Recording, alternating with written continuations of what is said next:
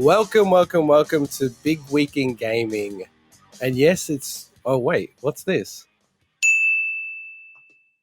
You've got mail. Oh, I think we've got some mail in the bigwigpod@gmail email address. Oh, it's from one of our listeners. Oh, yes. Yes, this listener, he plays horizontal inverted. Oh, and he's got an intro. Let me just play this file. Welcome to the Big Week in Gaming podcast. What do you know? It has been a big week in gaming. Introducing your host. Hailing from Nintendo Shillsville, he is the business-loving, script-generating bargain hunter. He puts the double I in amiibo. Integot!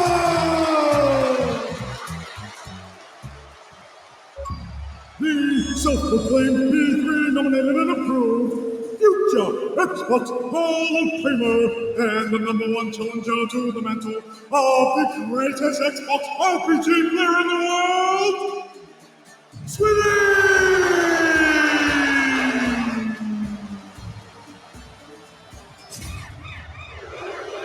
And finally, the game-loving, grind-hating, to one-dollar-coffee-drinking gamer, anti-gamer, the Interrupter-in-Chief, Mike! Now, it's time to get on with the show!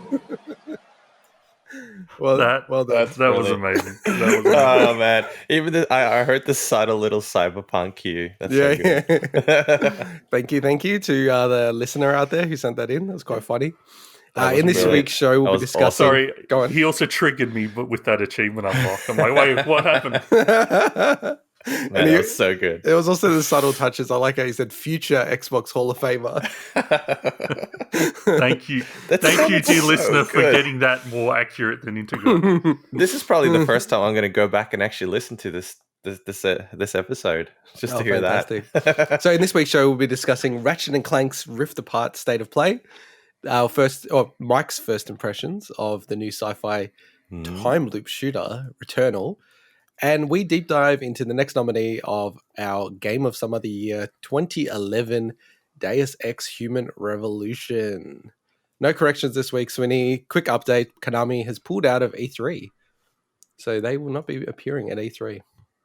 It was a surprise to see that they had actually said they were going to be at E3, so it's not a surprise to see that they are no longer at E3. I agree. I thought it was strange that they were going to be at E3, and then, like, what was it, 2 weeks later they pulled out? It feels like we only just mentioned that they were going to be at E3.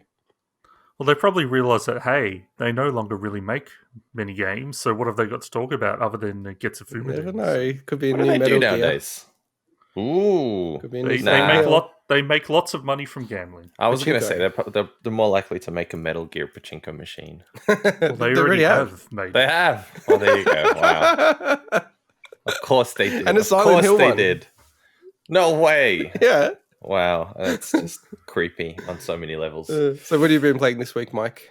Oh, so obviously a bit of Returnal, because I'll be talking about it today. Picked that up 2 days ago. Was it 2 days ago or yesterday? 2 days ago, right? 2 days ago now. I don't know. Time just flies. We're recording on Sunday, the It's 2nd of week. May, 2021, by the way. This That's is right, episode 42. Yeah, Twilight. Almost missed out on those cues. So a bit of that and a bit of Deus Ex. How about you, Swinny? Yeah, what about it? Yeah. Oh, that was it? Wow, that's like the shortest Short and sweet. segment. I said I was going to play less games, did I not? No, well, you bought less games. Bought more games, and you've played. Your Wow, resolution okay. is not to talk less about games on the podcast. That's true. No, I did. You're right. Sorry, just very quickly, Swinny. I did buy some games because EB Games have a pre-owned sale at the moment where you buy one finishing pre-owned today. game. Is it finishing today? Dang it! So no one's even going to know about it through us anyway. But so yeah, so I bought a few Switch games as a result of that.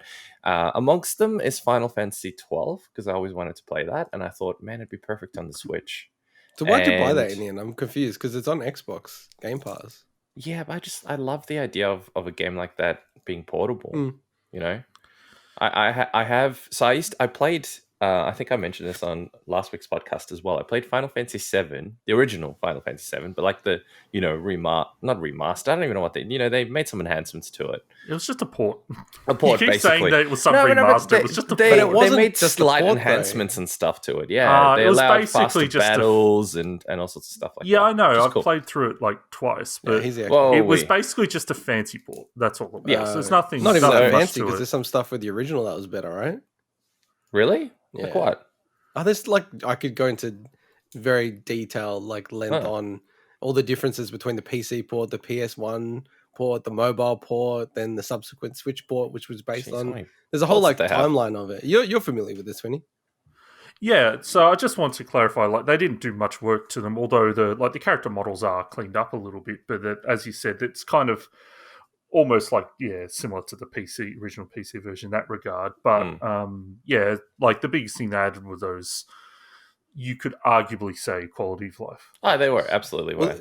Mike, they had bugs in the original Japan release of Final Fantasy VII, Yeah, which were fixed for the international version. yeah. But then the PC version was built on an earlier build, so it had the bugs back in it. And then Wow. the mobile version had bugs that were from the original Japanese version. Wow. Just unbelievable, the whole timeline of that. So anyway, back to me. I think the PSP version that I played, I have no idea if that was buggy or whatever because I never finished the full thing, was probably the coolest addition other than, the original one on my tiny little 34 centimeter TV. How many inches is 34 centimeters? Don't know. But 6 Very- inches is about this long. About My arms are very this far long? apart. I think it's about that. Yeah. Yeah. So, many of those inches. But not that many inches. 34 centimeters. Very tiny.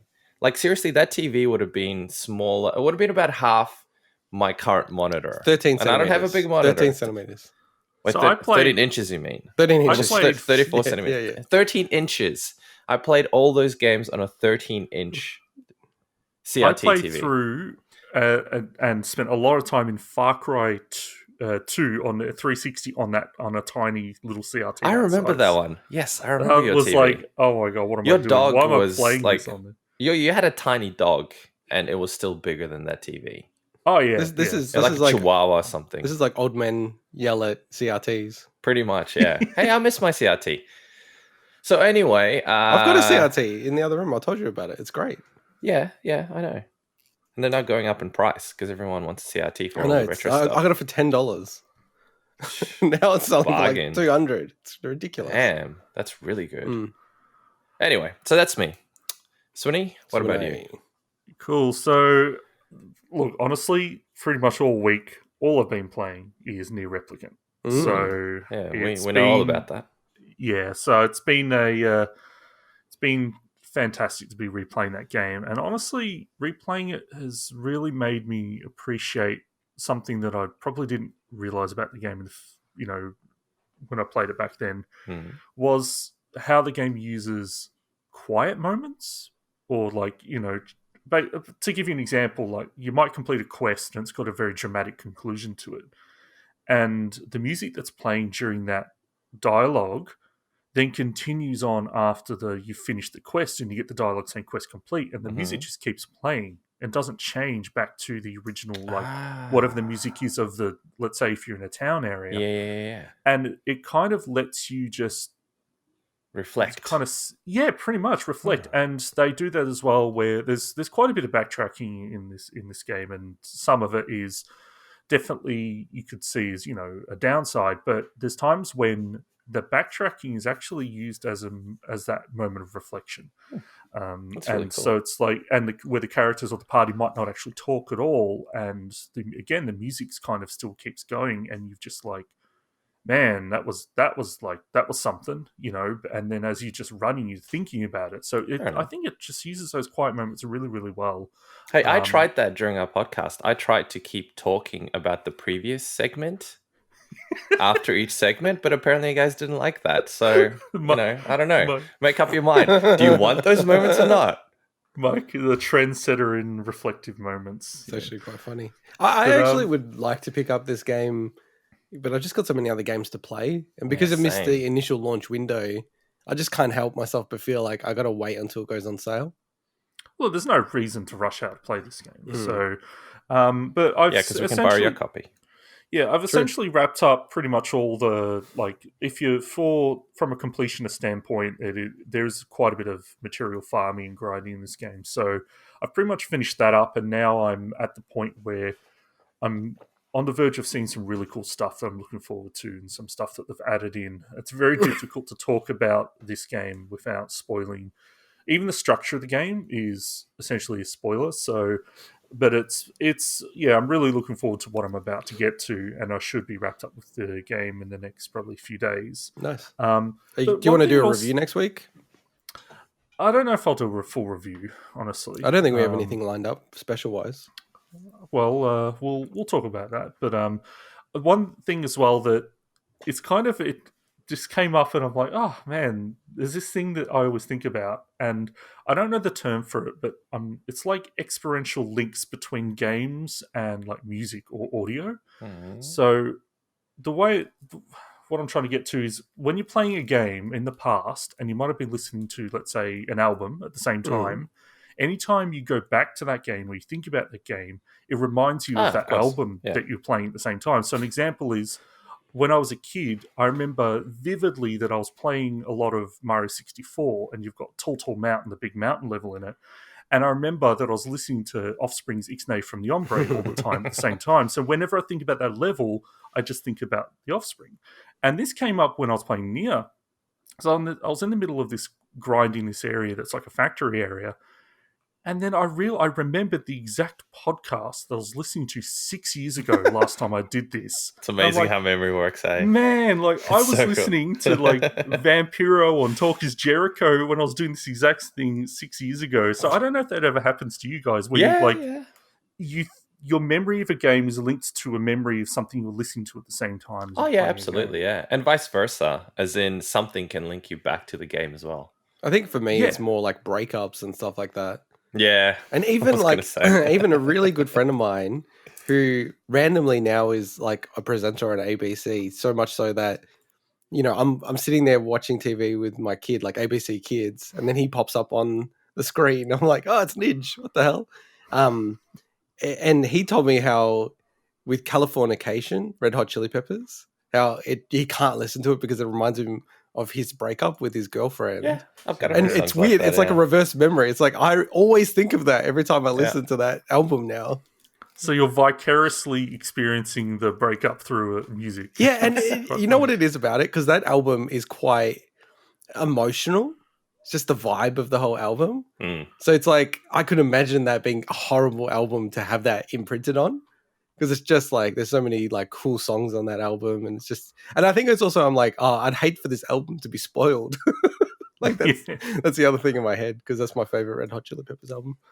So the only other thing that I played, and I only played probably an hour of it, so this is very like surface level stuff, but I just want to kind of talk about it a little bit, is a game called Haven. So I don't know if you guys have ever heard of this game. Yes.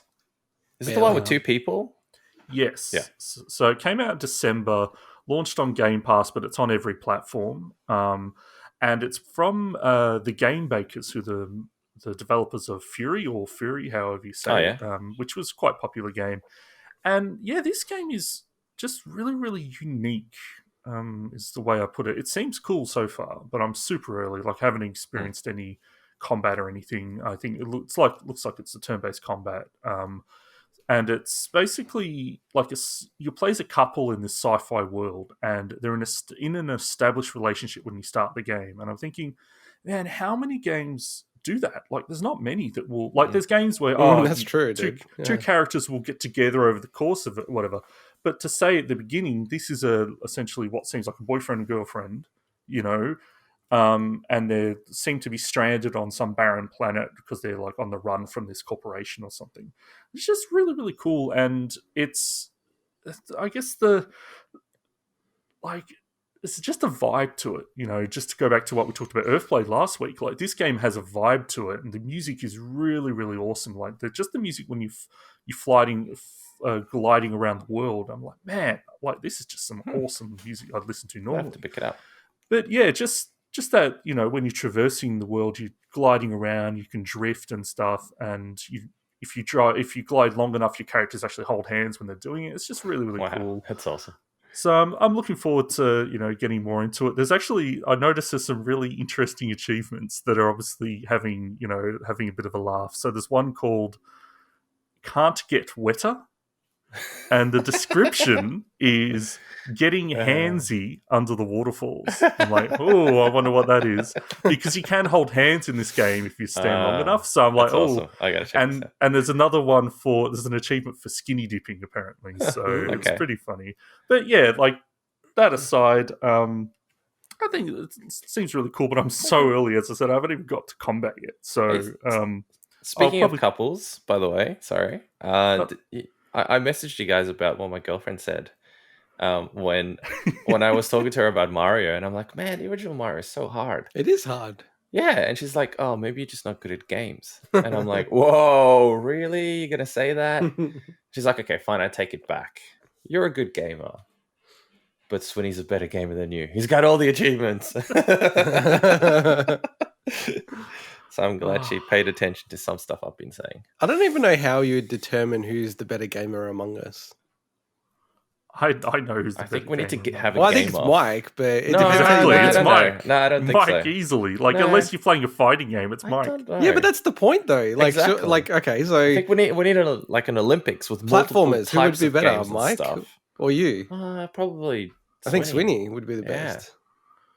But I think just if you were to take like a random game, a challenge game, we got 10 games, and you each sit down, you don't know what they are. I think by and large, Mike's inherent skills are probably. I'm going to go with Swinny. I mean, to be honest, you can actually just determine this in the simplest way possible, which is Mario Party 2. Well, I mean, if you're not counting the button mashing, No. I'd Mario probably Party 2 win started that. to get rid of some of the really crazy, excessive ones like that. It does have a few button mashes. Well, in that case, the famous button mashing one that we played with Mike is actually like Mario Party 4. Yeah. So. I think that's the way we determine it. They got rid of the ones. What they got rid of is not the button mashing. They got rid of the spinning one. I know. The spinning the sticks. Where it just ripped people's hands. So oh awesome. man, there's some awesome videos out there like detailing that whole saga. In case anyone's wondering, I will show off about this. I was able to press the GameCube controller button 13 times in 1 second. Because it was 130 times for 10 seconds, which actually, because we, and I don't even know how it's actually physically. We're not going to cover it, but there's some talk about a new technique on how to play Tetris. So I don't know why I follow World Championship Tetris. I just think it's so awesome that people are still playing this game from like 30 years ago. I think that video just happened to just hit everyone's recommendation. Oh, it's such a good video, right? It's like it just went massively viral. Yeah, it's a great video. All the sites picked up on it. So with hyper tapping, you need to be able to press the D-pad 12 times at least a second to be able to activate. Basically, it's like to 13 to push between the frames, and that's what I was thinking. Yeah, you could do that, but it's also a NES D-pad, which is. It's harder to press, I reckon. I don't know if it's harder than modern ones or not, but it seems like it definitely is. It definitely is. So yeah, there you go, Mike. You could be a championship Tetris player. I could. I will probably die and never be one, but I could, in theory, be one. Was there anything else from you, Swinny? No, that's pretty much it. It's been just a near week. What? A near week. A near week. Oh God, a near week in gaming. For me, I finished the main quest of Skyrim. Nice. We'll cover it in 2 weeks. We're covering that game in 2 weeks. Man, you've accomplished something I haven't in... How many years has the game been out for? Well, 10 years. For 10 years, okay. I got I'll obviously say my thoughts, and I'm going to play, more of the side quests and things like that. But I have to say, when you finish the main quest, and the fact that there's no signifier to say that you finished the main quest is bizarre to me. Oh, I don't remember that. I mean, it's pretty obvious when it happens. Yeah, but there's no credits or anything. You just like you were left where you were left, and then it's like okay, and then you just move on. I think it's a microcosm of life, though. If you want to get philosophical about it, it's a game, man. I'm using magical powers and swords. It's not real life. Skyrim is more than a game. Skyrim is an experience. So I think it's a microcosm of life in so much as in life you do not want to complete the main quest, right? It's all about the side quests. It's all about the things you do in between. Yeah, and the other things. Like we'll not save the it. We'll main save it quest. because I've got So- I've got an idea about what Skyrim tells us about our personalities as well. Okay. But we'll save it for 2 Yeah, weeks. that's- And then okay, cool. I'm on to Dark Souls, so that's the last game I need to complete Ooh, for Nice. the game of some other year. Are you 2011. starting again, or No, are you no, just no, going to no. try to continue with whatever character you have? No, no, 'Cause no, I no. find it so hard sometimes to start again in that game. There's a bit of rust. So I'm getting smashed by the Black Knight now. I've gone back to the Undead Asylum. Yeah. So that was a bad place to stop the playing the Oh, game. very bad place. Because it's hard. Because also 'Cause you're the still pretty stray early on. demon at the beneath the floor. I'm like, oh my god. So are you? How comfortable are you with parrying at this point? Oh yeah. But I've been doing that from the start though. But that's what I'm saying. Like, essentially, that's that's like a cheat code for the Black Knights. Yeah. Okay. Well, I reckon a cheat code is just to go behind them. They I don't even get do you. that actually. Like the backstabbing. Yeah, the backstabbing's The backstabbing full on cheat like, code. that will work. But I mean, if you get once you really get the handle of because honestly, especially the sword Black Knights, The very time. they telegraph them so easily Mm. for parries, more so than probably any other enemy in the game, and that's why something we can't talk about because you haven't got up to there. Any enemies with that kind of attack pattern, it's almost like, okay, well, this is where you learn how to parry. So once you get up to there, we'll talk about that. Okay. Yeah, I'm still loving the game. It's just like it is hard to play with my lifestyle just because I have to drop things all the time, and the game is not very conducive to being stopped randomly. Actually, Not just randomly, on that, but you can. I mean, at least it's got save and continue functionality. Unlike yeah, but it takes time. Returnal. Though. It takes time. But actually, on that, Mike, if you press the power button on the Switch with Dark Souls, does it just pauses it, right? Just pauses it, yeah. Yeah, damn. I almost wish I was playing it on the Switch. Yeah. It's 30 frames per second, right? That's the Yeah, I don't think so you would I do that. played through most of it, as in including through most of the DLC and stuff on the Switch. And if that's the only experience you knew, it's fine. But once you go 60, it's so hard to go back to the Switch now. I think I had the worst introduction to Dark Souls ever. So there was a test. It was called a network test, but I just treated it like a demo. But it was a network test for Dark Souls when it yes, I launched remember that. Yep. on the Switch. Yep. And now when I think back and I remember what the enemy was. So you start in this area, you're given like nothing. In the Undead Parish. Yeah. And the Undead Parish. And then I'm like, oh, there's a tower. Okay, I'll just go up this spiral tower. I get to the top, and this really big dude. I'm like, who the hell's this? And now it's a Dark Knight or Black Knight. And I just got walloped straight away. I'm like, this game is ridiculous. This game is the most idiotic game I've ever played. Like, that was like such a dumb network test, honestly. No, but the reason that you chose that area is because that's a very PvP area. I know, but So it's not. that's- No, it's like random people like me are going to play it and go, this game's shit. Yeah, but they didn't call it a demo, so you can't at least say they positioned it in that way. Doesn't matter. It's the medium is the message, Swinny. The medium is the message. Fair enough. But yeah, like I look at it now, and I honestly, like, I think it would have put me off the game forever. So I'm so glad I've played it because it's a fantastic game. And the other one is I keep going back to this, and I'm actually going to try to go back to Dark Souls. Is Monster Hunter Rise? Like now that I've got through the Switch games that I have, just playing that when I can on the Switch, and man, that game is so good. Like, Swinny, we're gonna play it. We're gonna play co-op, man.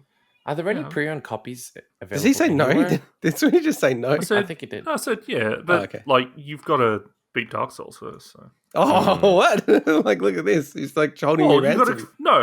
You said from the beginning, like, you get through Gosoy and then we'll play Monster I Hunter. know. And then the last thing is I just wanted to share a very Mike story. So as part of my Dirty Dozen, I'm just showing it on the screen now.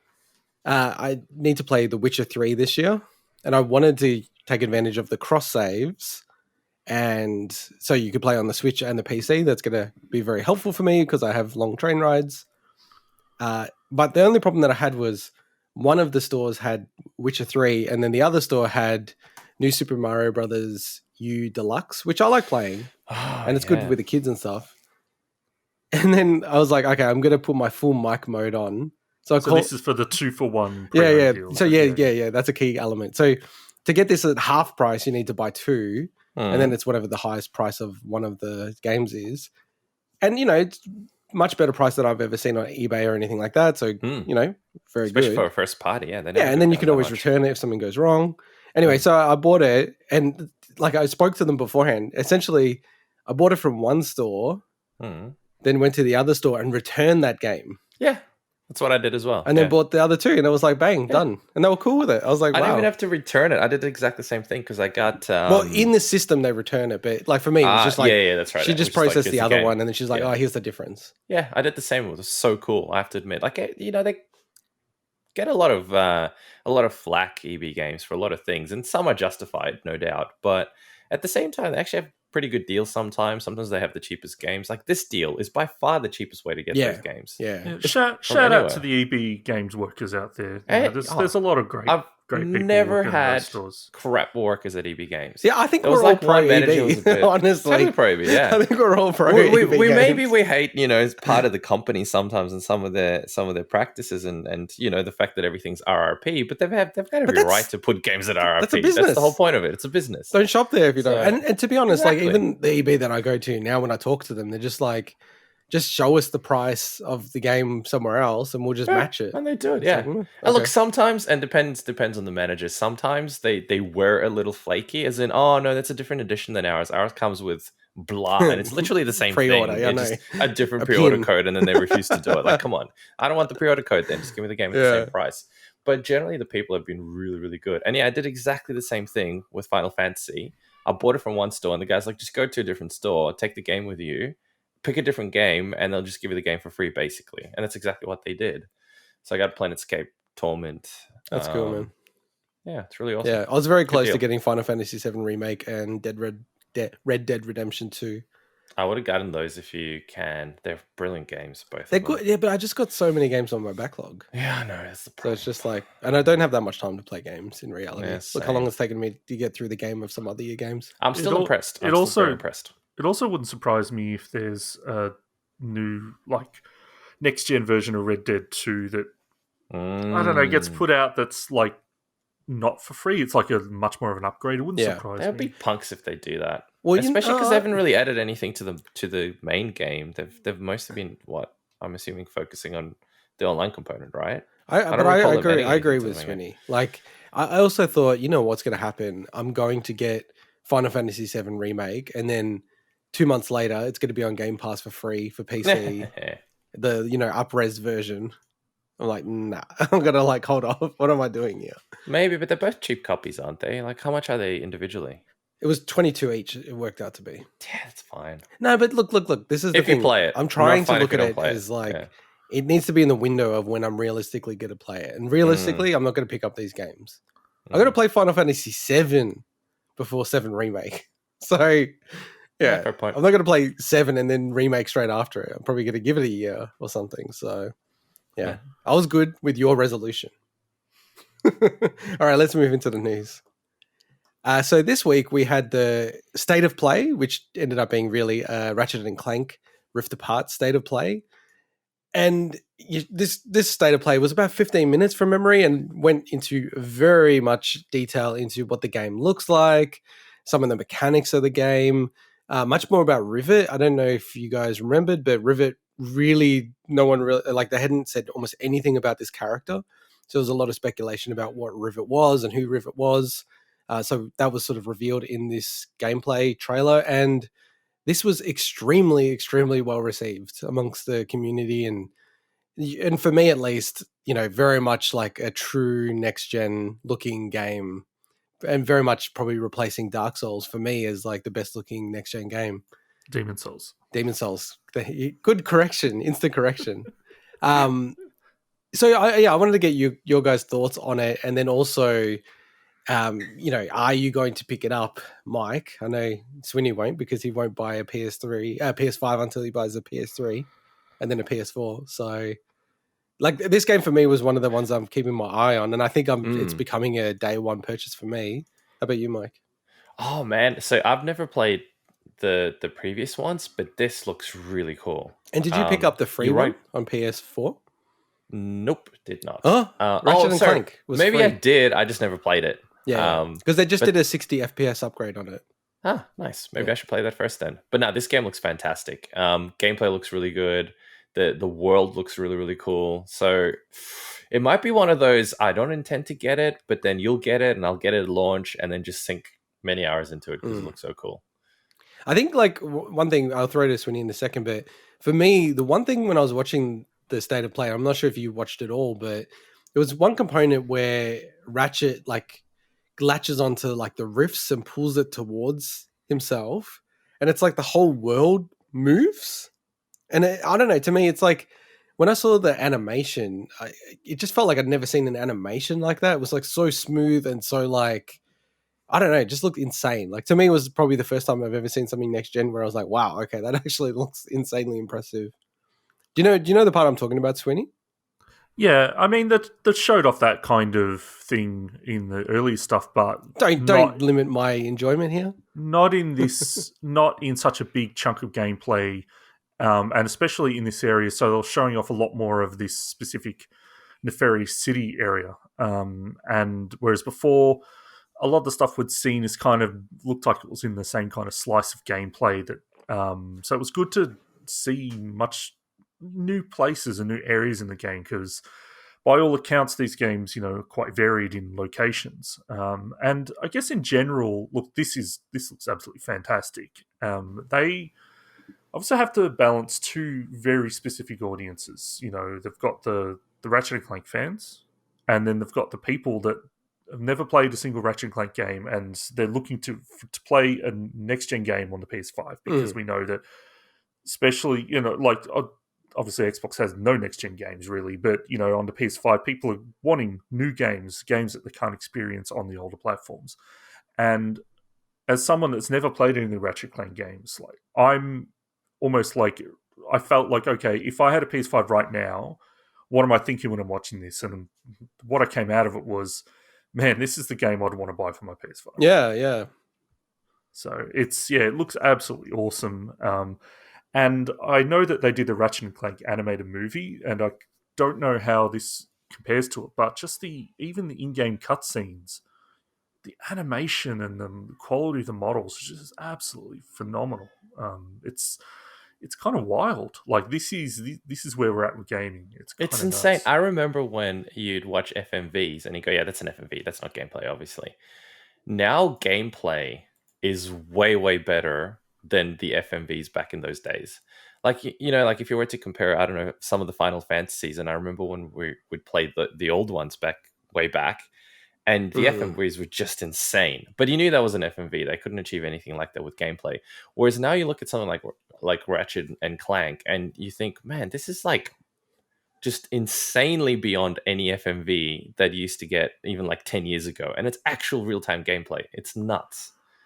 Just looks so good. And the gameplay looks really cool too. So, well, yeah, because even the transition between gameplay and cinematic footage, it looks like they've rendered it. I don't know. It looks like they've paid really careful attention on the transition renders.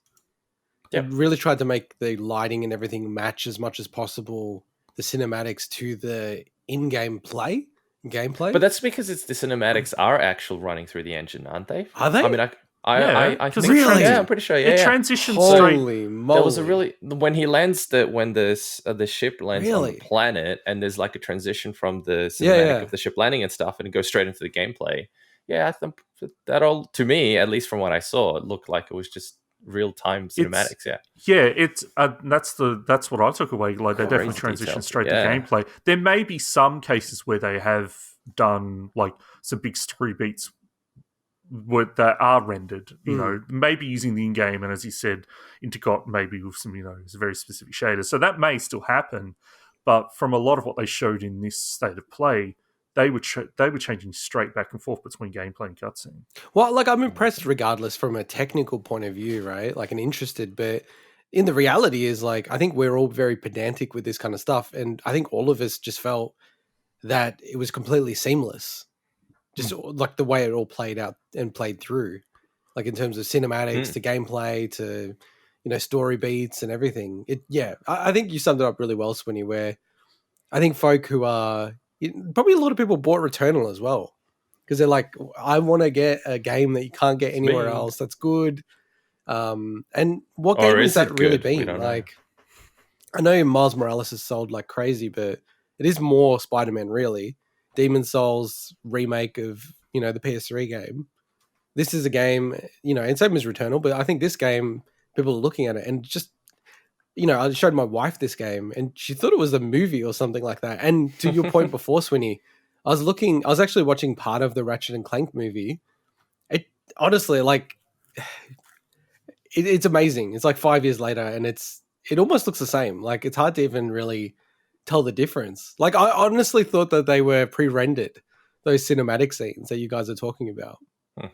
But I could believe that it's in-game. It looks so incredible. That's okay, yeah.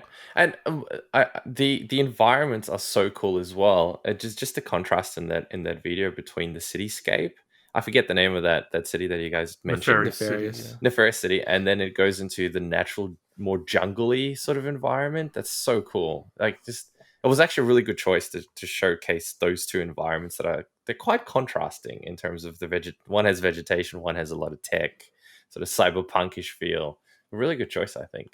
And honestly, like, graphics aside, it just looks like fun to play. Like the fact that they've added more, like a lot more mobility to this. And again, I can't reference the past games, but what they'll say in the video is that, that they're adding more like traversal things like wall running and stuff. So I take that as a new addition based on what they said. And it looks really, really awesome. And it's just what they're doing with the dual sense adaptive triggers. Sounds awesome. And again, like in reality, I haven't experienced that stuff yet in, let's say, Astra's Playroom. But by all accounts, if they're applying similar tech to Ratchet, and I believe that Team Asobi tends to like share a lot of that stuff between the Sony studios, then should be for a treat from that standpoint as well. Yeah, it does look fun. Like, and for me, I think this will come at a good time. So this is coming out on the 11th of June. And then that sort of is post our wrap up of the Go Soy games, and so hopefully have time to play. yeah. I think Mass Effect is also coming up, but you're not going to get that at launch. So I'm close to actually, because 69 is it? Yeah, I don't feel like Amazon. It's gonna be cheaper than that for a while, And but this is going to take the cake, right? What's the expression I'm looking for? Yeah, this is the one you want to get. Well, yeah, you know what? But one thing that may be a determining factor for me is because this is a PS5 exclusive. What's happening in Australia? It's kind of weird where games that are coming out on the PS4 are still getting competed down to $70, $80 if it's PS4 and PS5. Whereas if it's PS5 exclusive, it's like you're lucky to get it for like $100 Australian. Like, lucky to get it. And I feel like Ratchet and Clank, I don't know, man. I reckon the cheapest you'll get it's like 110 in Australia. I might look it up actually. So that and honestly, I don't know why, but it really is like a bit of a factor for me.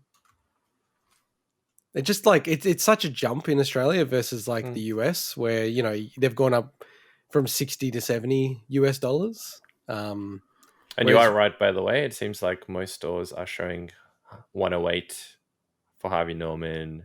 I was Game Shop 106. So I think you're right. It's going to be one of those 109 at JB Hi-Fi. Yeah, and so for like US listeners, that works out to be about $77 US. Like, and that's not including taxes. So that because they don't include taxes in their prices. I don't know. It's kind of it's a bit of a shame that we've gone from it definitely being cheaper than US prices to now being more expensive. Like, we've had the rub of the green with PS4, and now we're getting the back end of the stick for PS5. But I don't know, if I see this on sale somehow or one of your dodgy tricks, I might take advantage of that and try to get it, because it does look pretty cool. And then the other thing I just wanted to mention with this state of play was that Among Us is announced for PS4 and PS5.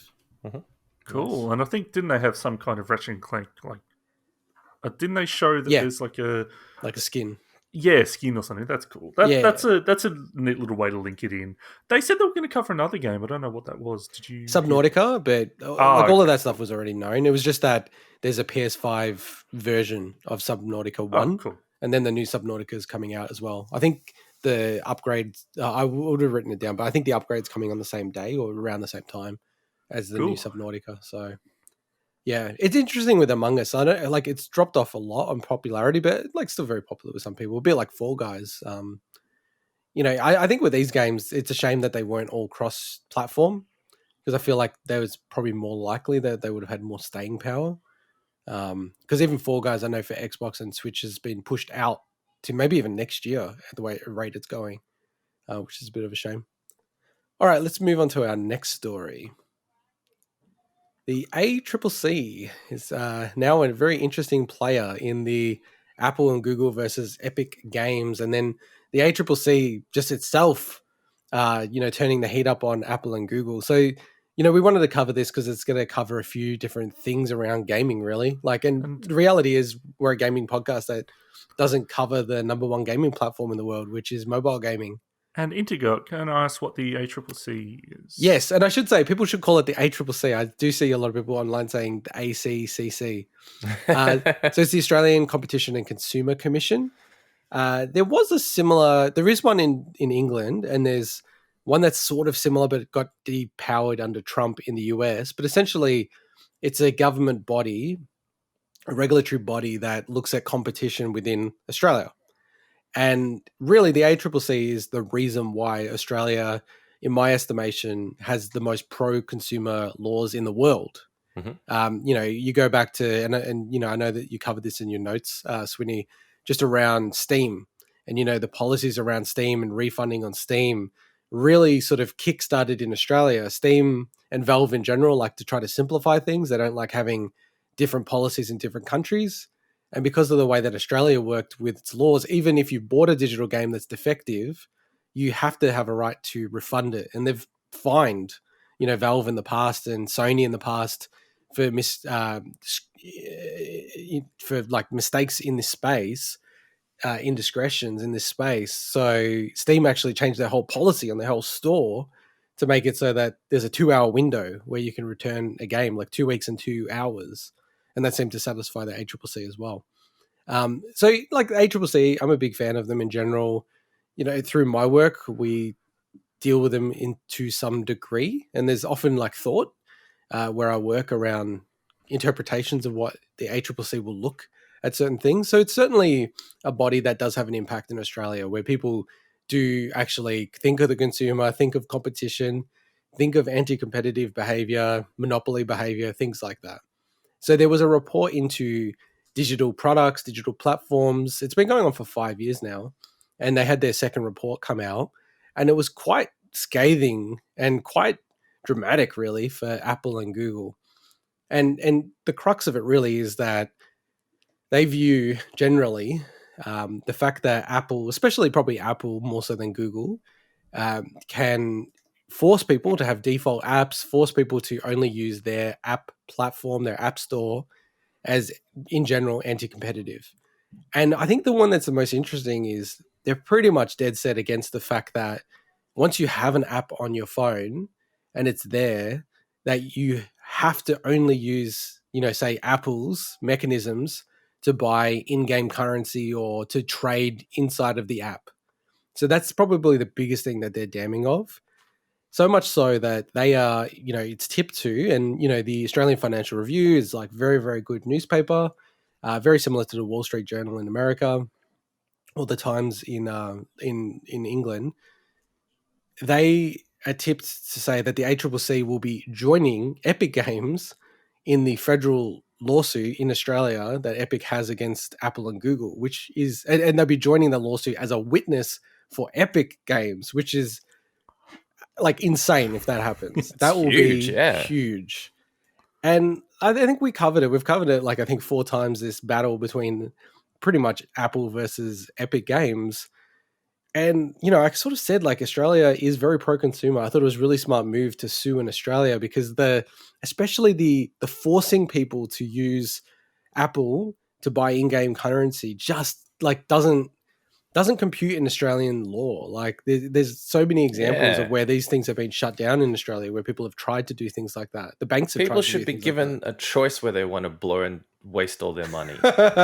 yeah, where the whales can blow. Yeah, they want 20% off on their virtual currency. God damn it, they entitled to God it. damn it, we got to give them option to waste their money in this country. Now, and I've gone on a long rant, but the last thing I just wanted to throw in there was, and we didn't cover it because it didn't impact us, and it's not gaming specifically related, but there's there was a lot of pressure from the Australian government on essentially, Google and Facebook predominantly, how they were using news and Australian news, and were they paying for news or were they not? And then as a result of that, you saw Facebook turn off hundreds of thousands of Australian pages That was nuts. within a split second. And it actually it was meant to only be news, like pages. So, things like Sydney Morning Herald, which is a big newspaper in Australia, they had their whole, news component on Facebook shut down. So they weren't distributing any news on Facebook after that decision by Facebook, unilateral decision by Facebook. But actually also they shut down emergency services, like government agencies, health providers. It was insane. In the middle of a pandemic. In the middle of a pandemic, right? And with no warning at all. Like when I woke up, my Twitter feed was exploding with people. Like gaming news sites in Australia were shut down. And I just throw that in there because Apple and Google make a monster amount of profit on in-app purchases, and they will be more than willing to press the nuclear button on Australia because, again, Australia is a small little country in a huge world. We probably make up 1% of GDP worldwide. So Apple, in my determination, would be more than happy to lose Australia than create a concertina effect where Australia creates these type of laws and then other countries start to go, well, Australia's done that and look what's happened there and we should adopt it. And Europe would be the next domino to fall if something like that happened, especially that both of those companies aren't European companies. I just think, with this lawsuit and what the ACCC are saying, wow, like Apple and Google are willing to play as hard as possible. I'm saying this right now. I reckon Apple would be happy to pull the iPhone out of Australia. Like that's how serious they would take something like this. Now, the last thing I'll say, and I'll throw to you, Swinny. That's a big call. Wow. Like I said, it's 1%. It's 1% of their market. If this means there's a probability that they're going to have a dip of 10% in their profit long term because of this, like it's pretty easy decision. I mean, like that's ruthless business talk. Plus, that's they know that people. I mean, I don't know what the consequences ultimately are, but they know that people can still do great imports anyway. So yeah. So the last thing I just wanted to say is that the ACCC have shot a warning shot across the bow of Apple and Google. They haven't actually said they're going to join the case with Epic, and they've said that they're going to give it 12 months to determine what they do. So this is something that the ACCC does. They fire a warning shot, and then if people don't respond, they do something. So it's going to be really fascinating to see what happens in Australia. So Swinny, what have I missed, and what do you want to add? No, I just want to say that some of the, measures that they've actually suggested as part of this is, and I have a question about one of these, but that consumers can rate and review all apps, that consumers can change any pre-installed app. So you did mention some of that. That the data collected by Apple and Google as marketplace operators are ring-fenced from all their other operations so that they can't use that for competitive advantage. And the one that was most relevant, as you said, is that app developers can provide alternative payment options to consumers. So I didn't go read the full report, so that's more so just the summary from the ACCC's media release. But my question about that is that the consumers can rate review all apps. Is that because people can't currently rate review, let's say, Apple apps that are pre-installed? Oh, fair enough. Yeah, there's a whole bunch of apps you can't review. I kind of look, I get and I don't get that. I mean, do you need to Find My iPhone? Like, is that really a requirement? Do you need to be able to uninstall an app like that? I mean, it's to me, there needs to be some leeway in the sense that an operating system has core apps and functionality that is part of that operating system by design, and removing and forcing a manufacturer to remove those things doesn't make sense in all cases. So there must be some sort of leeway, right? I imagine that I haven't read the actual full report, but I think that I imagine they would probably clarify that, where it's things like messaging services, things that are what I mean. There's got to be maybe common sense key stuff like to that, the actual operation of the app store or the device. Yeah, that you just cannot. There's no alternative, or you can't remove it. You're forced to use it and stuff like that. And I mean, to be fair, I do have a lot of Apple stuff, but I'm not a big fan of Apple at the moment under Tim Cook's leadership. But they have made pretty good strides to do a lot of good things in this space. Like, I have uninstalled most of the default apps on my iPhone. I don't have Apple Maps on my iPhone. It's uninstalled. Yeah, same. Like, there's a whole host of stuff that I've uninstalled. Dude, oh my god! Like, I don't want to get rant on about that, but that's one thing that I'm glad you can uninstall, because the number of times it's led me to a road that's completely closed off. Yes, I know. Like, legit, it's happened to me 3 times, and then I went, screw this, and I uninstalled the app. Yeah, so, I think it's one of those things that works much better in America. I'm sure they've improved it as well now. Yeah, but back then it was once you're in Australia, they just don't have people over here to complain about it. So the one thing I just wanted to kind of just bring up as well is, so you mentioned that, that you think Apple would rather pull out, of the Australian market, just obviously because of the market share, like we are nothing on the global market. Yeah. I know it's a different situation, but I remember a lot of people saying that that's probably what Steam was going to do when that whole refund thing was happening. And then that didn't happen. So I wonder if, do you think that, is there a precedent for that not being the case with that refund policy, where it's like, okay, well, Steam didn't pull out, but yeah, I don't know. My analysis wouldn't have been that Steam would have pulled out, and it's easy to say that because that didn't happen, right? But when you look at it, refunds are actually not a huge component of your business. And a lot of companies, without legislation, offer refunds because, so look at Amazon. Amazon are extremely generous with refunds, even above Australian standard law, right? So in the US, they offer better than Australian standard refund policies, right?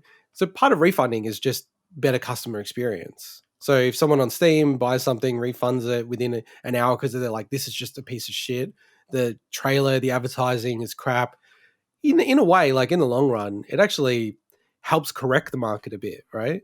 And I don't think from an economic point of view, Steam is necessarily losing more money. I mean, it's probably marginal.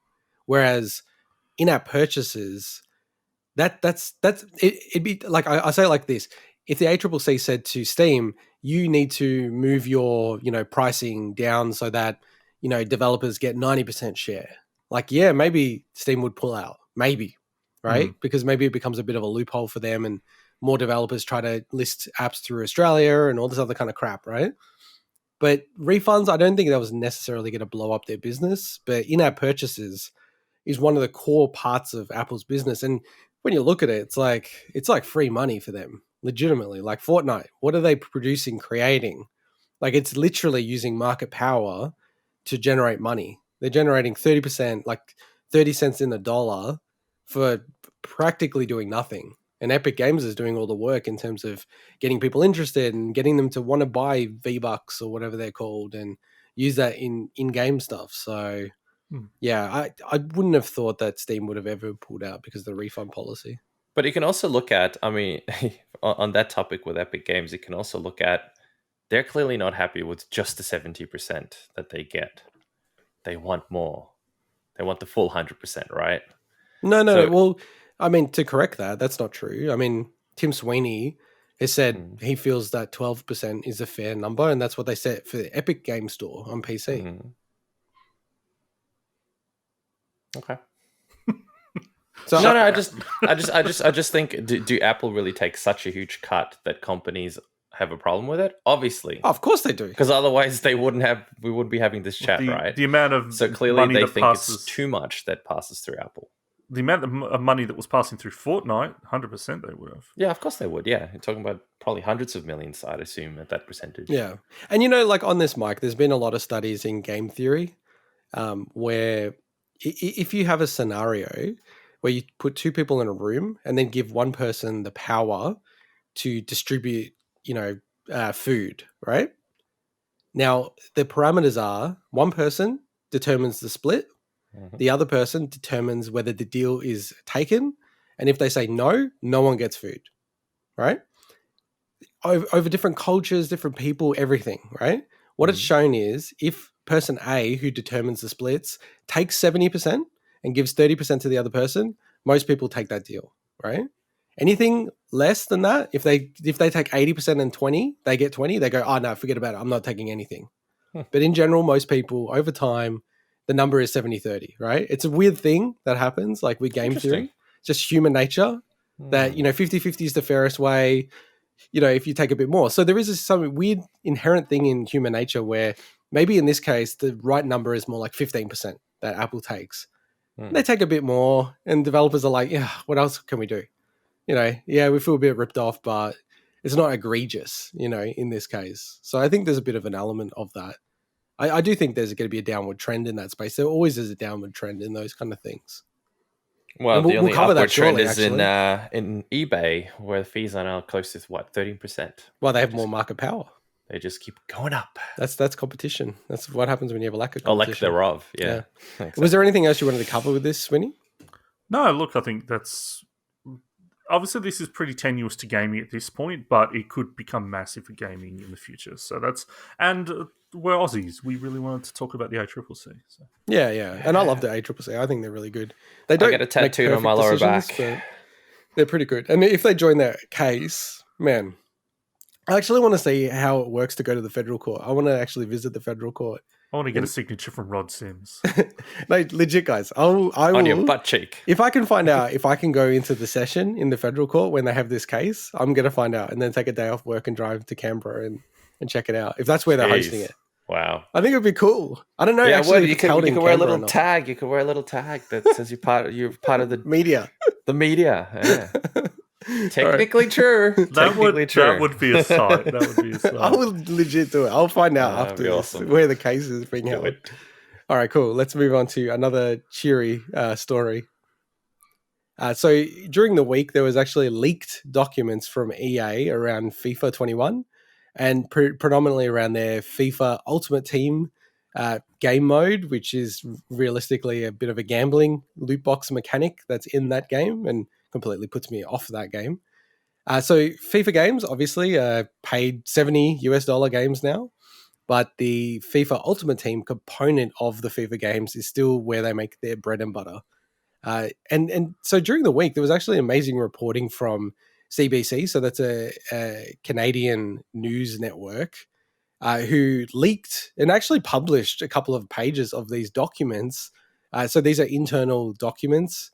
By the way, very, very well branded internal documents. I was pretty impressed with how they go about things internally at nice EA. Fonts. Nice fonts. Very professional. Very professional. We like a good slide deck font. Clearly, I know. No, we do. It's good when they're in brand. I'll bring it up on the screen now. But yeah, like I was actually impressed. I was like, wow, if this is just like a general marketing sort of internal thing, man, these guys are on top of their shit and obviously making billions. So I actually want to hand to you, Swinny, to go through this because I don't want to color the take on this too much. Yeah, so basically the documents essentially are... At the time when they were leaked, there wasn't much context really, although if you actually read some of like the notes below and the notes on the side of the slides, it becomes clear, but not everyone's going to pay attention to that. They pay attention to the headlines, which is essentially that all roads lead to FIFA Ultimate Team, and the fact that, shock horror, EA is wanting to drive people from their main modes to FIFA Ultimate Team and funnel players to that. And funnel is obviously a very corporate term and a very marketing term. And the fact that players will be actively messaged and incentivized to convert throughout the summer. Now, that particular line is a thing that we'll cover in a second. And the other kind of key line that, and these spread across the two different slides, honestly, but the FIFA Ultimate Team is the cornerstone and we're doing everything we can to drive players there. So similar, the whole funneling thing.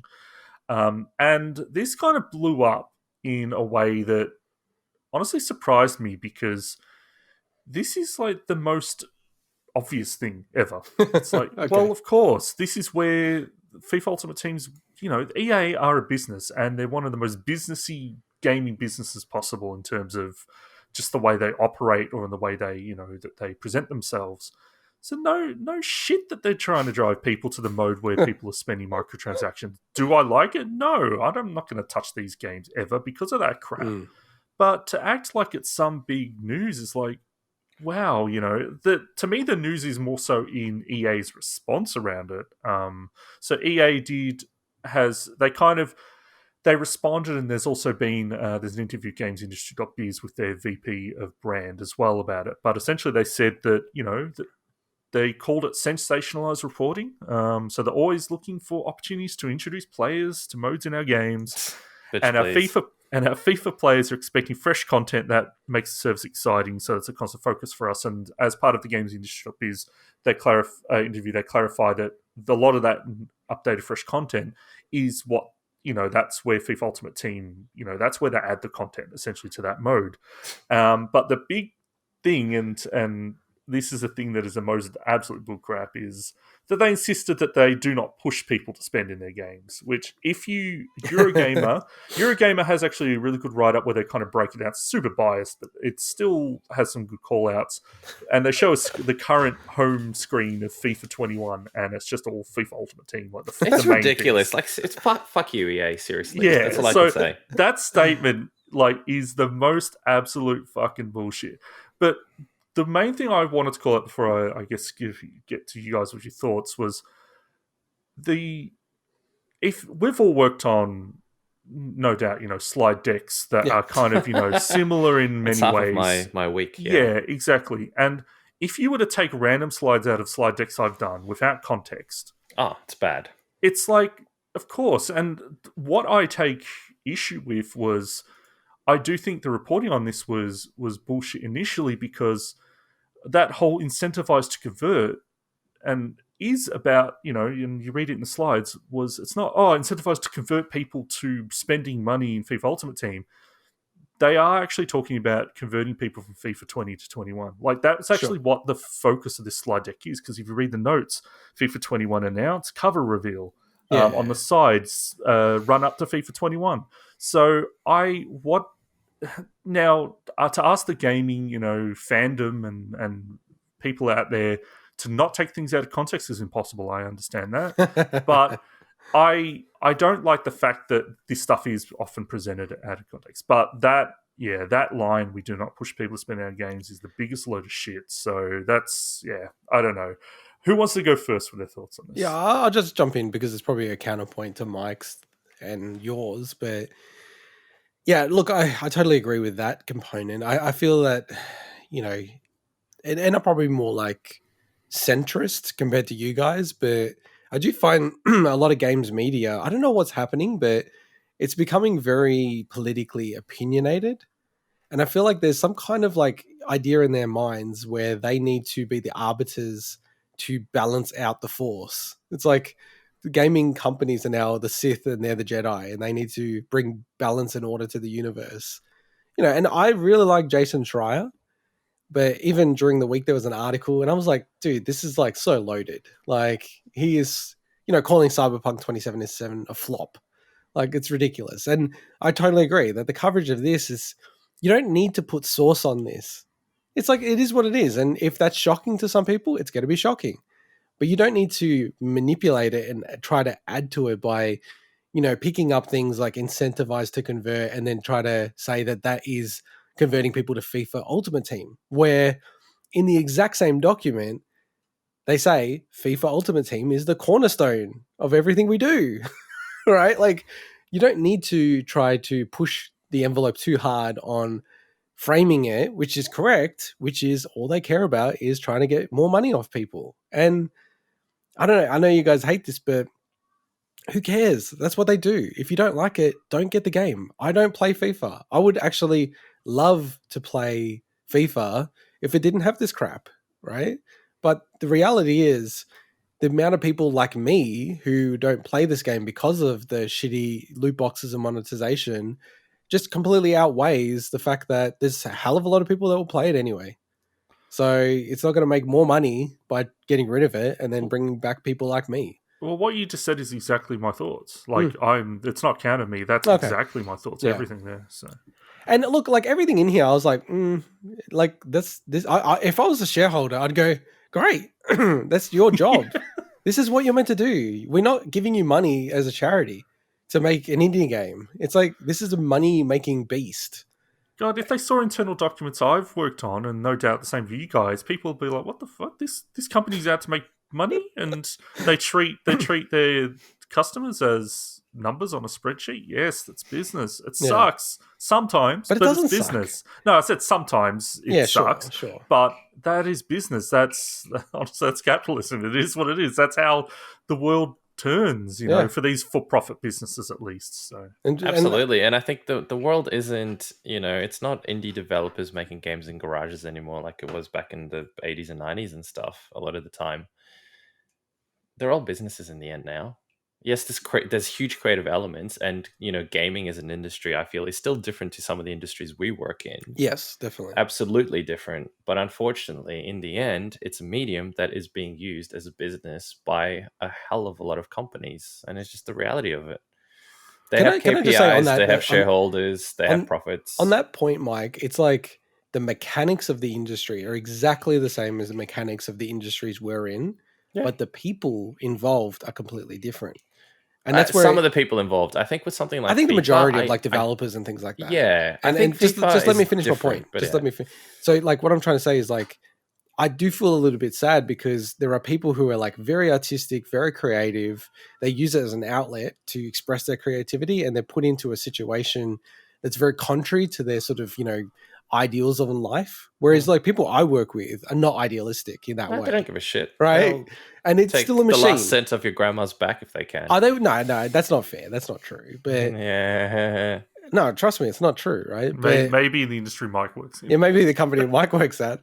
No, But it's an industry-wide. It's across multiple no. industries. It ultimately is. People don't care. They distance themselves off from the real things that happen to people. It's the same as this. They distance themselves away from the fact that, you know, there's people that get addicted to buying these things, and they literally waste every single cent that they have that, you know, needs to go towards, I don't know, caring for their child or something, or putting food on the table because they blow it on stuff like this. Yeah. And they don't give a shit about people like that in the end, do they? And this is the thing. This is the thing that I've always said with all these things. I'm a huge believer in rules and people having to follow rules and writing simple and good rules.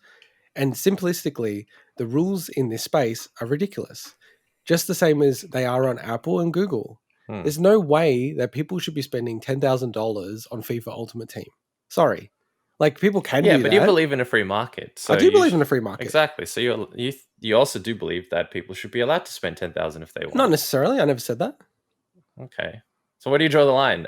Where would you put restrictions on what a person can and cannot do then? I don't know. I think you need to really like find mechanisms to develop that. But I can tell you it's pretty obvious that someone shouldn't be spending $10,000 on FIFA Ultimate Team. But if they have, you know, $3 million in the bank account, and that's all they want to do all day because it's the way they chill, where do you draw the line? No, you know what I mean? Like, it's a tricky one. It's very hard to disagree. I don't disagree. But there are people who are addicted. And look, the number one thing I don't like is where there isn't a mechanism to say, hey, I want to play this game, but I don't want to see loot boxes or stuff like that. Like, I'm a big believer. You should be able to say from a console default, don't show me any loot boxes or any crap like that.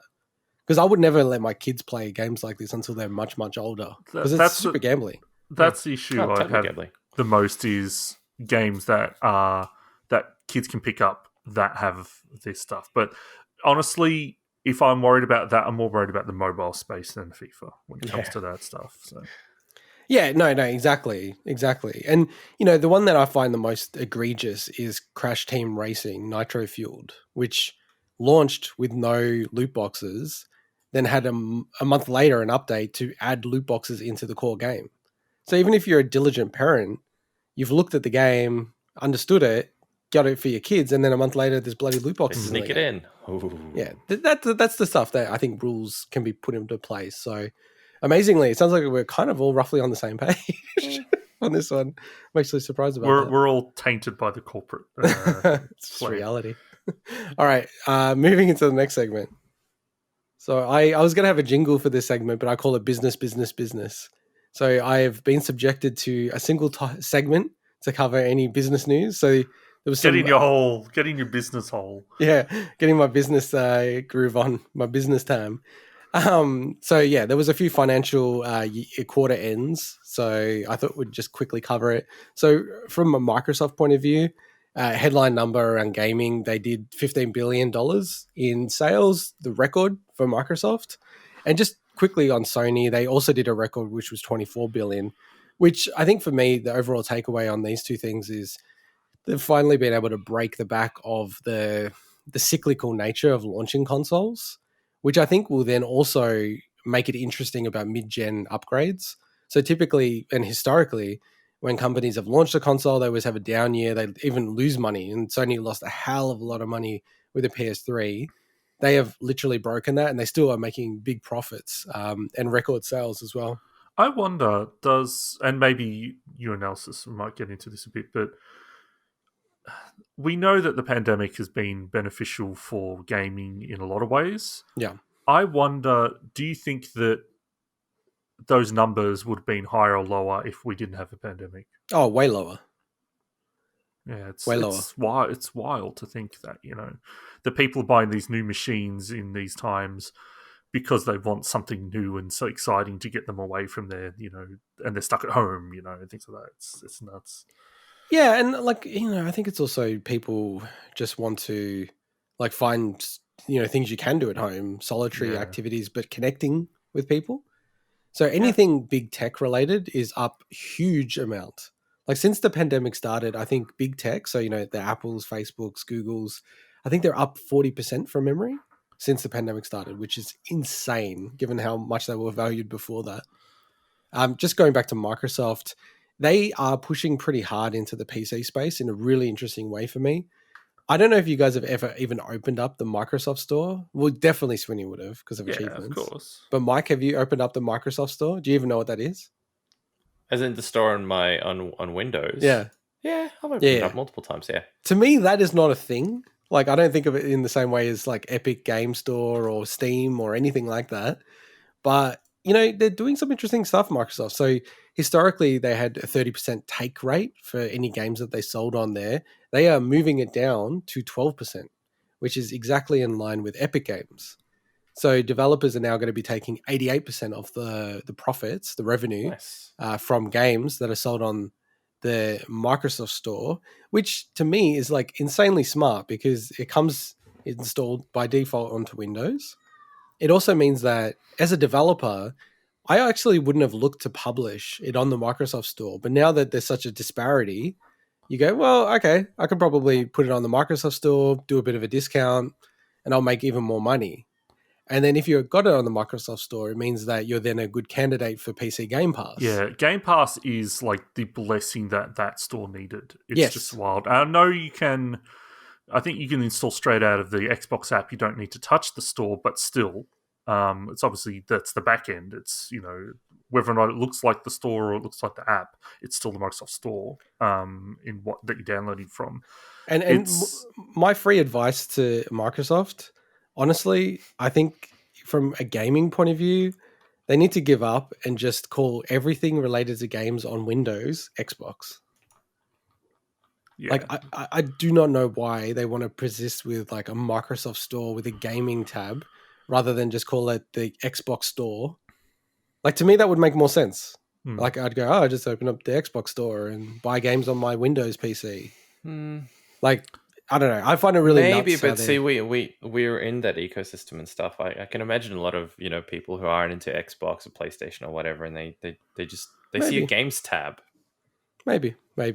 And just on the numbers, so GOG still has a 30% take rate, and Steam's a weird one. They have 30%, but if you're selling 50 million sales, they'll push it down to 20% incrementally. So they're pushing really hard in PC. It's quite interesting. They made a lot of announcements around PC, which I'm glad because I only have the PC component of Game Pass Ultimate.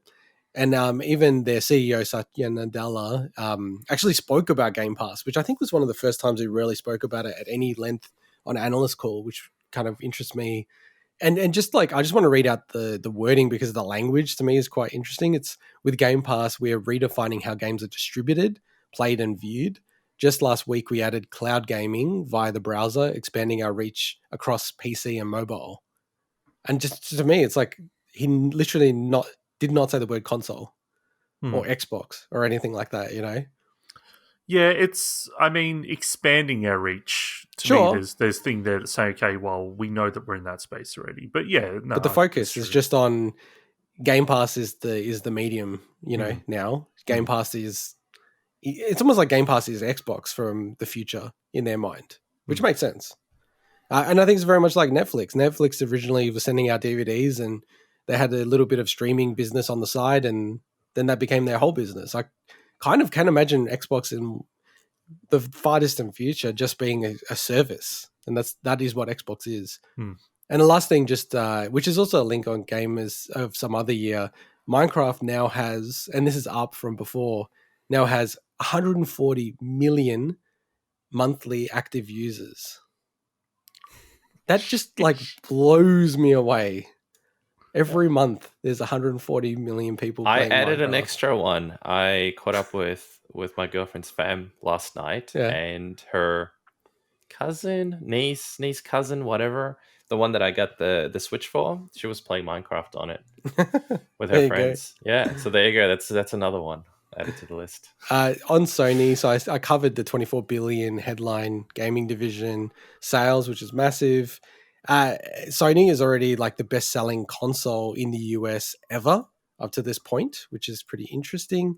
They themselves are not targeting a better year than what the PS4 did for the full year of sales, but that is due to shortages in hardware. It would be really interesting to know how many sales they would have done if there weren't any shortages. And the split between digital and physical, obviously with the pandemic, has shifted pretty aggressively, but you're now talking about 2 out of every 3 games being bought digitally instead of physically, which is interesting. Yeah, sad for me as a physical collector. It's also it's sad. It's also sad from a value perspective. Oh, 'cause yeah. you can't, like, you pay $99. They're all full price. I don't want to start that discussion again, but it's crazy, and you can't trade them in. You can't get them cheaper elsewhere. It's like, Can't oh, you return want to pay them? the 99? Play the 99. Yeah. Can't return them. Can't do anything. Oh, yeah. Like I think Returnal is $125 Australian. Yep. 125? Yes. Oh, we'll talk about that in a second. Yeah. We will talk about that in a I second. know what Mike would have done to get Returnal, but that's bonkers. And then the last thing is Capcom. Monster Hunter Rise has sold 6 million copies, and I just did the numbers. It's about the same pace. It's a bit below Monster Hunter World, which is pretty impressive given that it's only a single platform. And it's going to soon become the best-selling Capcom game that was released on a single platform, which, yeah, it's hugely impressive. That game has got massive legs, and if they don't release another game of that type, I just imagine it's going to have a really, really long tail. So I actually initially thought there'd be no chance it would outsell Monster Hunter World. I'm starting to think it actually might catch up to Monster Hunter World just because it's going to have a long tail on the Switch, and then when it gets released on the PC.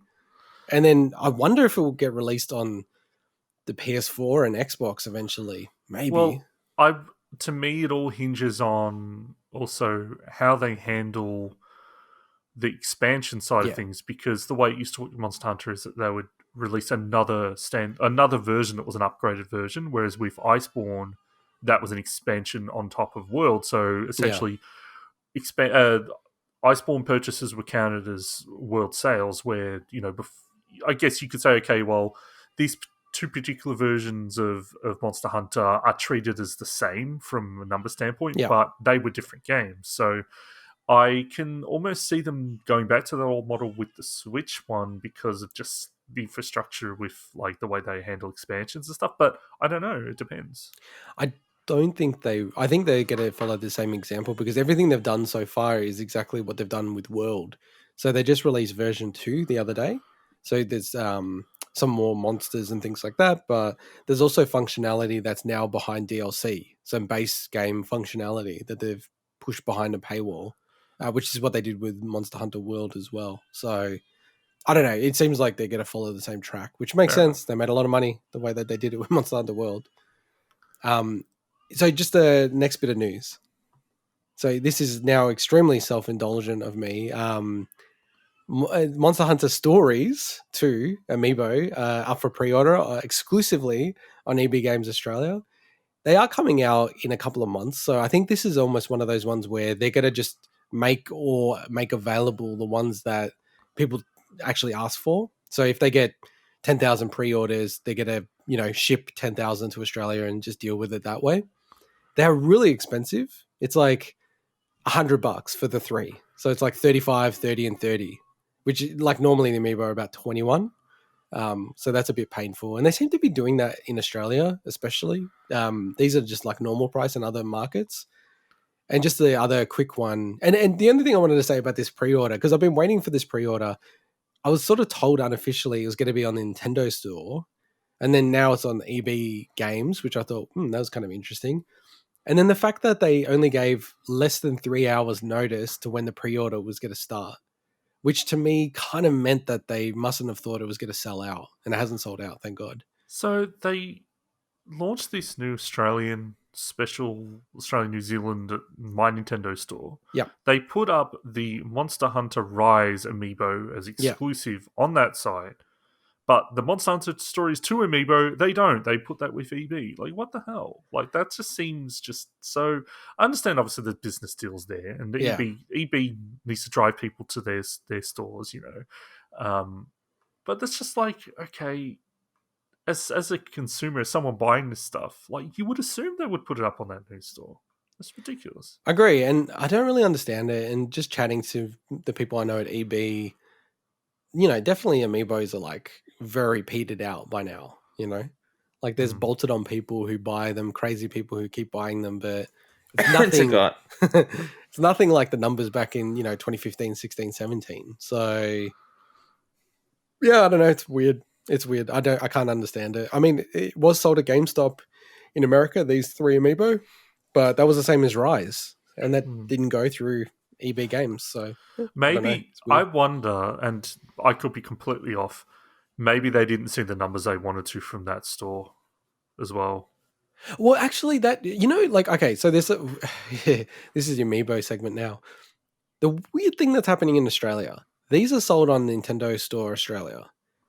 I've bought stuff off there. I like the way it comes. I actually think it's awesome the way they ship it. They have like a specific like Nintendo shipping box. This is not disclosing any secrets.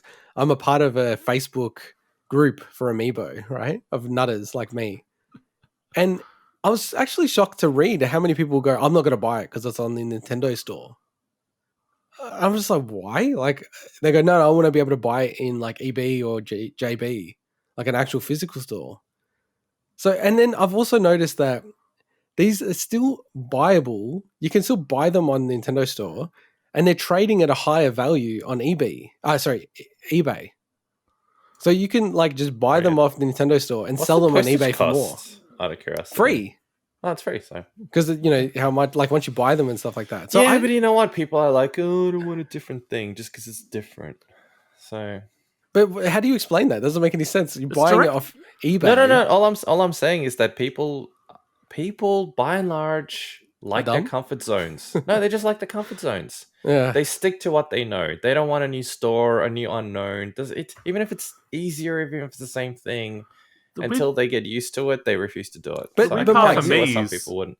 But how does this make sense? Can I just say, like literally, I buy it for $30 on the Nintendo store, and it just sold. Like one of them just sold for $70 on eBay. Don't get me wrong. It's. How does that make sense? Some people might not even know it's available there. Some people only think they get stuff from eBay, and they think you can only get them from eBay, and that's all they look for.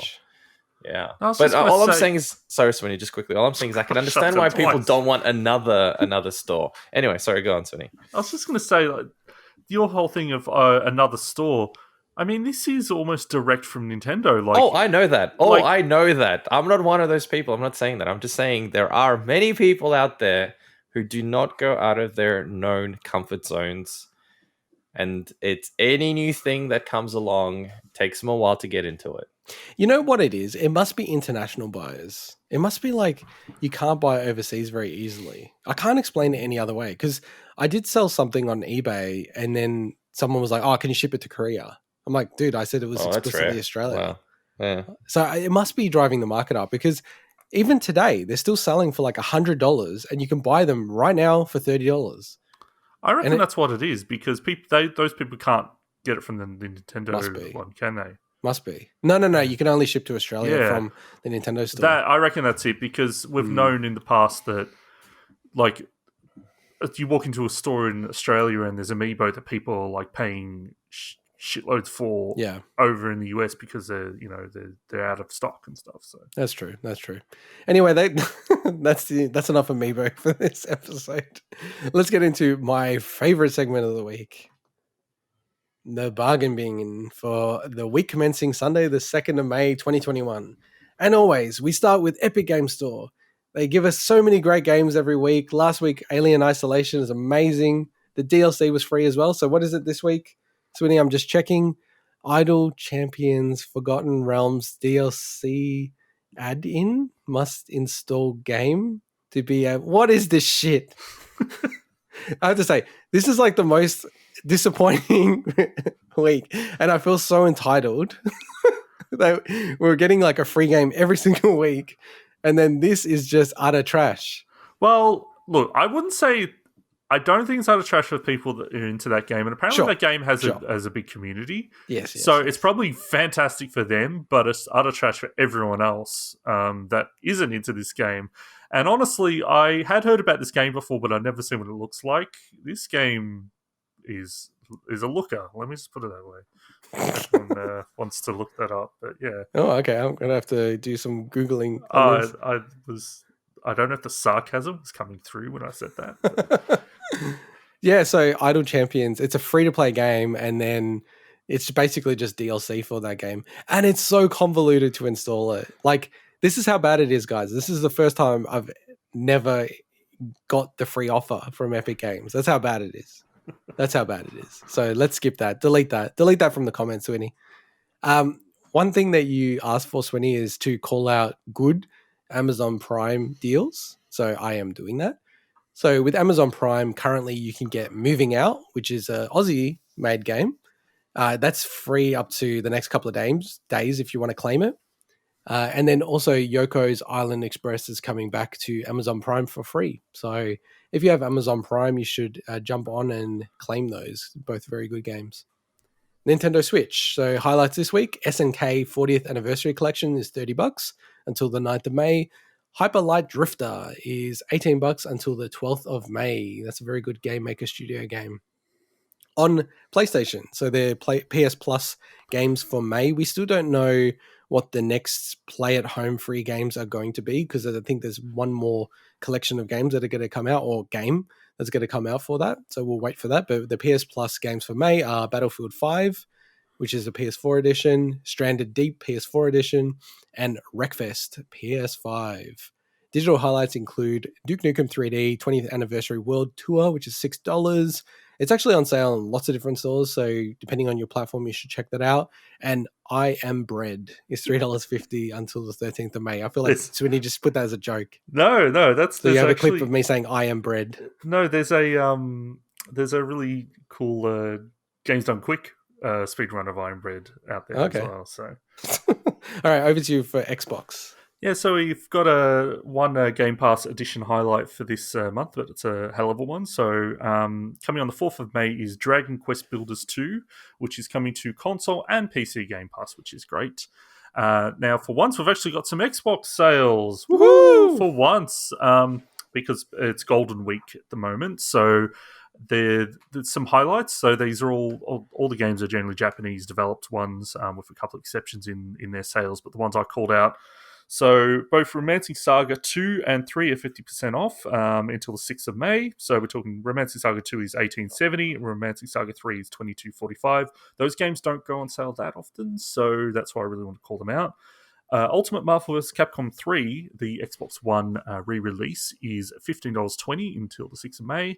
And one thing I really want to call out is Final Fantasy XV's Episode Arden, which is the only DLC that's not included in the Royal Edition, because it was released post, all the season pass content, is 50% off at $3.70 until the 6th of May. And that's actually a really, really cool DLC. So. Nice. All right. Now let's move on to our special features. So this week I wanted to cover the Oculus Quest 2. So there was the update that we mentioned a few weeks ago or a week ago, which allowed for it bumping up from 90 hertz, which was the max that you could do previously, to 120 hertz. And also AirLink, which is the one that I was more interested in. which you could do through the various means. You could install third-party software, which was about $30, virtual desktop, a few other things to make it work. But this is all integrated into the Oculus Quest 2 and the Oculus software on Windows. So first, I just want to check, Mike, have you tried this on your Oculus Quest? I have not, unfortunately. Did not get the time yet. So I'll just cover it quickly. So it was so finicky. I don't know, everyone hates that I always bash VR's finickiness, but dude, even my mate who's the biggest VR fan ever, and he like used the VR every single day, even he was like, it was ridiculous. Like I had to restart the Oculus about 6 times, and I had to restart my computer about 3 times. And every time I went online, because effectively what happened is, I think I called it out at the time, version 28 had AirLink and the 120 hertz integrated in it, but it wasn't switched on. And people found a workaround to switch it on their console, like on their Oculus Quest 2. So the VP at Facebook who runs Oculus effectively now said, you know what, stuff it. We'll switch it on for everyone, right? So the next day I'm like, okay, that should be enough time. He said it's switched on for everyone. Then I read on the comments of like all the boards around Oculus. People are like, it's not working for me. I can only see this. I can't see that. I'm like, I won't have that problem. So I updated everything. And dude, I had to, I'm just being so clear. I didn't do anything other than restart them over and over again. And eventually, because this is what people said online, they said I just kept restarting and then eventually it popped up. So eventually, once I started restarting the Oculus so many times, it popped up with the 120 hertz and the AirLink functionality. And it's also very finicky where you have to actually switch the AirLink on, and it only switches on for 24 hours on Windows. And then it will switch off automatically. Integot, you are a true artist. I just put it out there. You are suffering for your art. And I don't even love VR, and I'm trying to do this to test it out, right? Now, I have like a room, and it's like, I'm very fortunate to have a room dedicated to my study and gaming and stuff like that. But it's because of the crap that I've put in it, it's become kind of a little bit narrow, which kind of sucks for VR, right? It'd be better to have a squarish space. So I have like a cable, everything like that in the room. And I'm like, okay, cool. I'll be able to go into my lounge, which is just like literally 2-3 meters outside of this room, and play it there. And you know how I did say last time that you had to be within like 3 meters of the router. And I'm like, that can't be real. It is so real. So I connected it Holy all. moly. Wow. I went into the lounge. It is like 3 meters away. Yep. There is a door there, to be fair. And as soon as I went out there... Well, you had the door open, right? Yeah, I had the door open. And I have to say, guys, like when I had it on and I went out there and I was playing Half-Life Alyx, it was pretty sick, man. It was pretty sick. Because it was like nothing connected to me. Yep. And I was just in that world, and it was way more immersive than... You're just like, you're blind, you're walking around the kitchen, like knocking things over. Smashing, I know. Being one of those YouTube memes. He's a head crab. Oh no, that's my wife. How do you know my pet name for her? Wow. It's a joke. So yeah, like I realized in that room, what would happen is it'd be perfect, and then it would just stutter. Now, a stutter in VR is like very jarring because you're like moving around and then the world stops and you get a little bit dizzy from it. I came back into my office, my study, and it's perfect. Like I'm very pedantic, very finicky. Honestly, I'm not even sure if I really could tell the difference between the physical cable, which was plugged into like the best USB port I have, and AirLink. Now, the resolution thing, I don't think I have a powerful enough PC to really be able to tell, or like, I don't know if it's actually running at 120 hertz. Like I'd have to do some testing on that. But I actually find that I never really have that much of an issue with it. It's more just the physical space that's more bothersome with VR for me. I thought many amiibos. I thought the 120 hertz, so that's only on games that have been updated to run at that, isn't it? Yeah, and you know what? Like AirLink, it might not run 120 hertz. It might be 72 hertz by default on AirLink. Yeah. And you might not be able to do anything else for that. So can you get both at the same time? Or is it you can have 120 plugged in, or you can have AirLink? I don't think you can get... my guess is you probably can only do 72, although the PC one did have an option for 90 and 120. Okay. So I don't know why it would show that if you can't run it at that.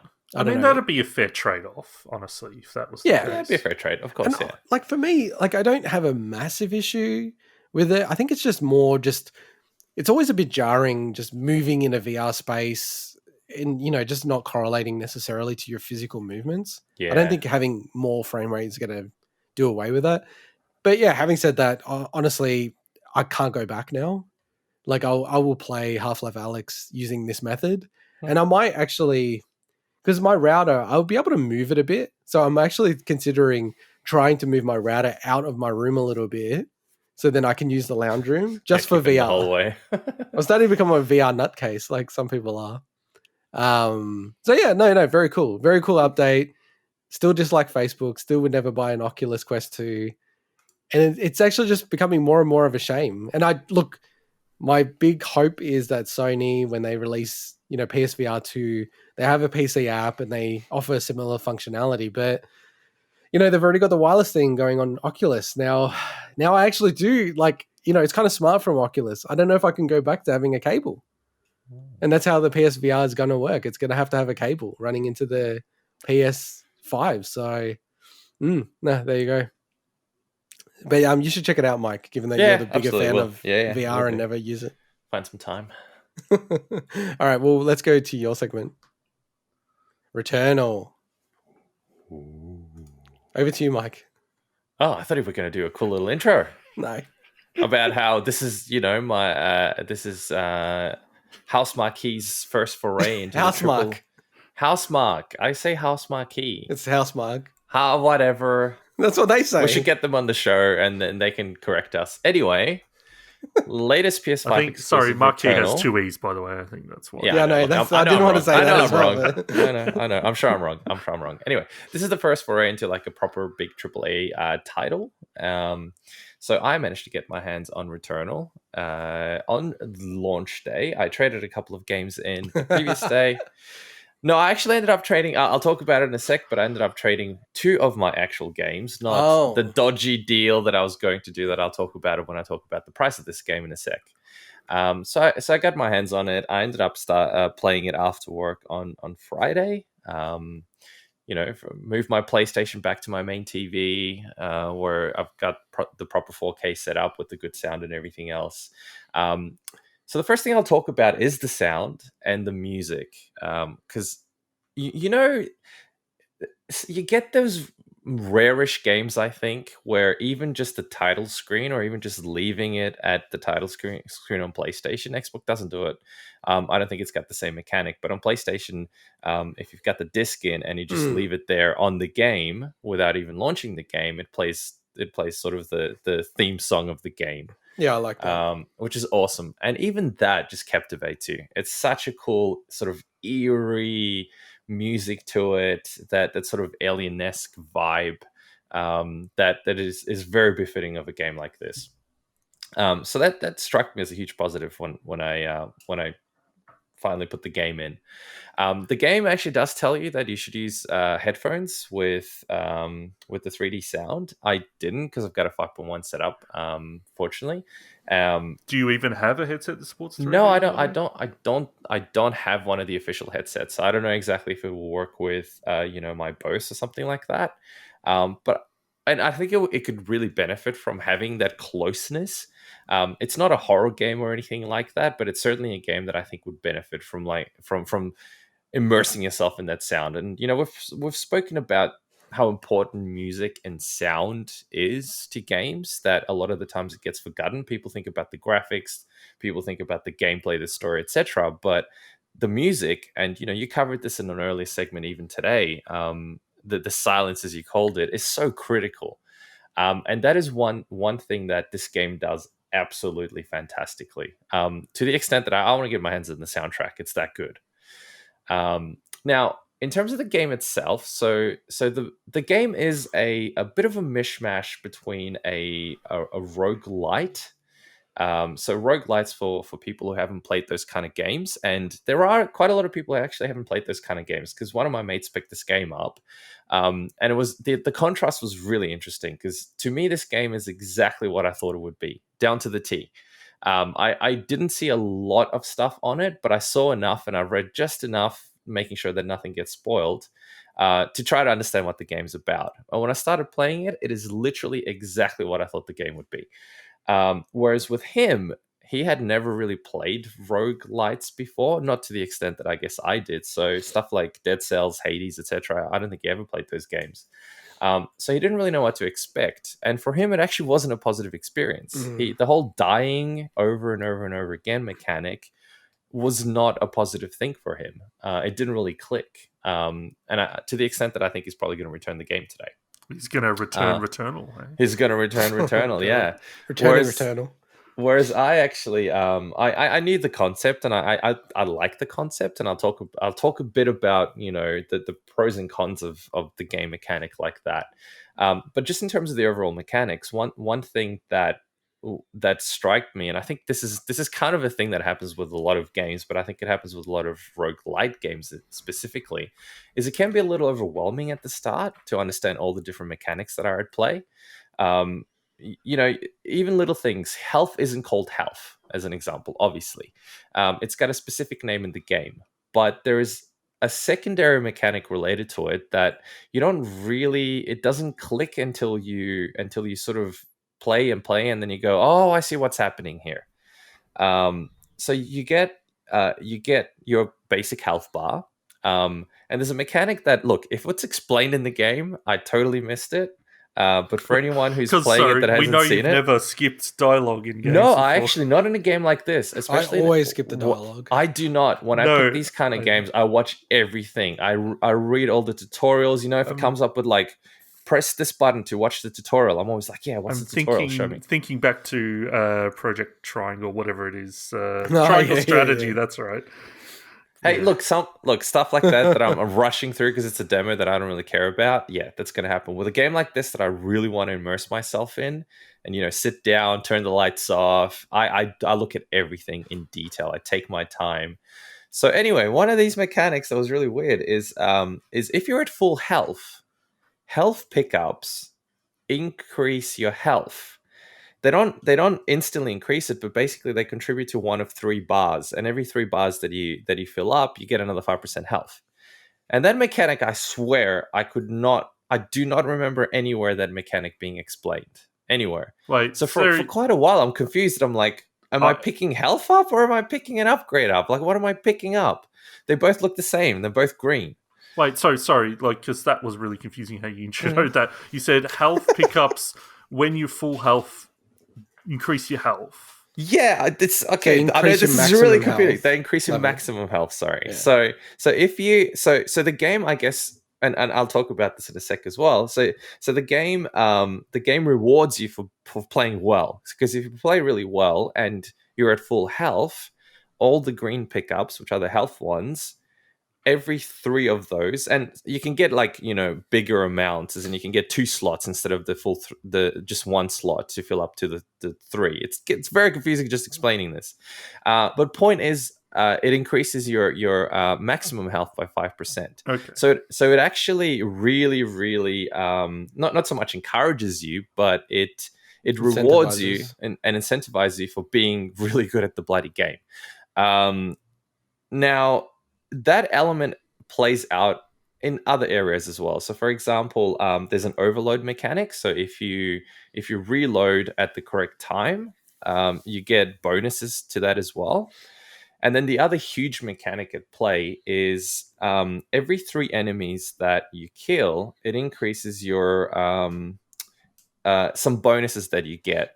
Up to a maximum of 5, and those bonuses could be, you can see enemies clearer through the walls, you get more money. I'm not going to mention the in-game currency, but basically let's just call it gold for all intents and purposes. So again, it incentivizes you, because if you're really good and you don't get hit, you're constantly dealing more damage, you're doing better. So you're saying every 3 enemies you kill without getting hit? It gives you 1 point to it, up to a max of 5. And each tier, you get different bonuses. And they stack. So when you're at tier 5, which is the max tier, you get the bonuses from tier 1, 2, 3, and 4. And the shooting mechanic is almost like a, third person perspective, bullet hell style shooting style, right? Like very and it's also quite interesting with the coloring and just the color choices, because it's very bullet hell style colors. of palettes and things like is, that, which but looks kind of weird, but kind there of are cool. very distinct biomes, like in a lot of these games. So there's this, from my understanding, there's 6 distinct biomes. I only made it up to the 3rd one. I think I was up to the boss of the 3rd one. So with with that bullet hell stuff, it's wild to me that within essentially almost a week of each other, the 2 biggest releases are both have like 3D action bullet hell orbs flying at you. Yeah. It's just wild. Like, that's so rare for that to happen in games, and you've got the 2 biggest releases within a week, basically. You're talking about Nier, Nier, yeah, of course. Nier might have been it's the first one I know of that really. It's definitely kind of the first one that I've heard of. So it's a very having played Nier Automata, it reminded me of that sort of to the extent that it almost felt not in a bad way, but it felt gamey. It felt like the enemies that's exactly what I was thinking. I love it. I love it. It's so also much. it's also which is cool. Don't get me wrong. I think it's a really cool mechanic. It does kind of in a slight way. So I could imagine that the developers would have had to make some serious decisions on this. I feel because of the nature of the game and how dark it is and how moody and it's very sort of noir sci-fi that it almost in a way takes you away from the world because the enemies become a little too gamey. It's hard to describe it. Yeah, but at the same time, it works within the game pretty well. It's also a really good link back to House Mark's kind of legacy of those arcade shooters and stuff. Yeah, I think it's like if you were to say, okay, we're going to take what we do and put into this AAA space. I love that they've done this. When I saw, because I didn't know that was a thing until recently, and I started watching that footage. I'm like, man, if they had shown this, maybe they did, but I remember when they revealed this game, that wasn't something that I noticed back then. I would have been like, oh man, what the hell is this? It would have got my attention a lot more. They spoke about it, but it's just only recent that they showed it. Can I clarify something, Mike? Mm-hmm. And I'll define what I understand these terms to mean. So obviously the first game in this genre, Rogue, has now spawned 2 main terms that people use, Rogue Light and Rogue Like. Rogue Like, in my understanding, and both games feature some kind of, randomly generated, procedurally generated elements, whether they're being placement of items, enemies, levels themselves. I think that's one of the key things. And then you're constantly doing runs. So it's like you'll die and then you'll start from the start. But to me, the difference being with Light, there are some permanent upgrades that you can gain, and like being really like almost none or very limited versions of those. Yeah, I'd almost say this is a rogue-like. Is that right, Swinny, by the way? Because you're the expert. So, by the way, I know that this game does have upgrades and stuff that will carry across runs. So, but this is what I don't understand, because the developers themselves have said both. That it's a roguelike and a roguelite. It is. So let me explain. Yeah. Let me explain. So and that is actually that's one of my negatives personally for the game. Okay. So it's somewhere in between. So they do reward you with some permanent upgrades, but they're not. Are they persistent upgrades? They're persistent upgrades, but they don't benefit your character, if that makes sense. So, without spoiling anything, I'll give you one example. So every time you beat a boss, I've noticed so far, you get an upgrade that allows you to, if you start a new run, it allows you to access an area that you previously couldn't. It's sort of that Metroidvania style gameplay. So without I won't bother spoiling anything. It's quite obvious for people that play it that there's probably a mechanic introduced, and that is there's a grappling hook that allows you to get to certain parts of the map that you can't on your very first playthrough until you get that particular unlock. And that stuff is permanent, and it does one of 2 things. One, when you go back through even the very first area, even though you get this upgrade, I believe in the 3rd area from memory, you can get certain upgrades to your suit or health upgrades or whatever the case may be a little earlier, because there's just more options to get those, if you know what I mean. Because the first playthrough, you can't access those places, so you can't get those upgrades during that run. So that's something that I guess is permanent, but that's more of a gameplay mechanic that's permanent, because your actual character does not change. The amount of health you have does not improve from playthrough to playthrough. The shields, there's a few small, like you get a key to access a particular area, but that's more story thing. So in terms of making the game easier for you, I would say, at least from my experience so far, it doesn't. And so to me, that makes it more of a roguelike by the definition you just had. And that is also, to me, in my opinion, a bit of a drawback personally. I mean, I know it's been getting a lot of really positive reviews, and it is a very, very, very good game. But I do find that there's been a few runs where I just went, okay, that was a complete waste of time. I literally got nothing out of that. I just wasted like the last 2 hours in like 3 separate runs, and I made absolutely zero progress towards anything. And to me, that's a huge drawback, because I don't want to sit there playing a game for 2 hours and feeling like I've made absolutely zero progress towards my character. Because you wipe and you start again and you lose everything. And I've also gained nothing in that previous playthrough. And I think that's probably one of the big drawbacks about this. That's going to push a whole bunch of people away from the game. It's not, it's not the end of the world in that sense, but I just feel that lack of real achievement every time. There's no reward every time you play. You can play, and you can play for like a couple of hours and completely get wiped, and you just the whole 2 hours just feel pointless, basically. I mean, not pointless in total, because you might learn a new technique, or you might have, come across new enemies and you tried a different approach, or you tried a different weapon that might work a bit better. But all in all, you're not really making real progress towards completing the game in that sense. So to me, that was a bit of a drawback about it. Like I said, though, you can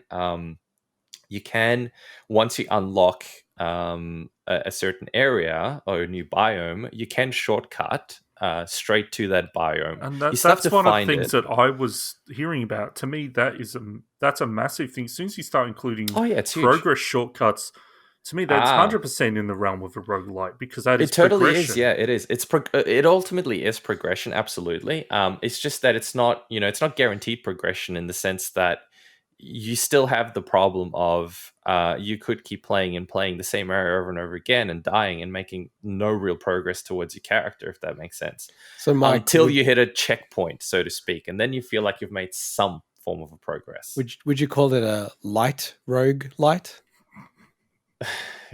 Like roguelike. I like that that exasperated reaction. It's great. How's the you obviously don't get into details, and I know you're not probably far enough in to probably give a full view on this, but how is the narrative that they're kind of like weaving into this playing out? It's pretty interesting so far. I mean, I can't spoil anything, but there's a few moments where it's told from a first person perspective.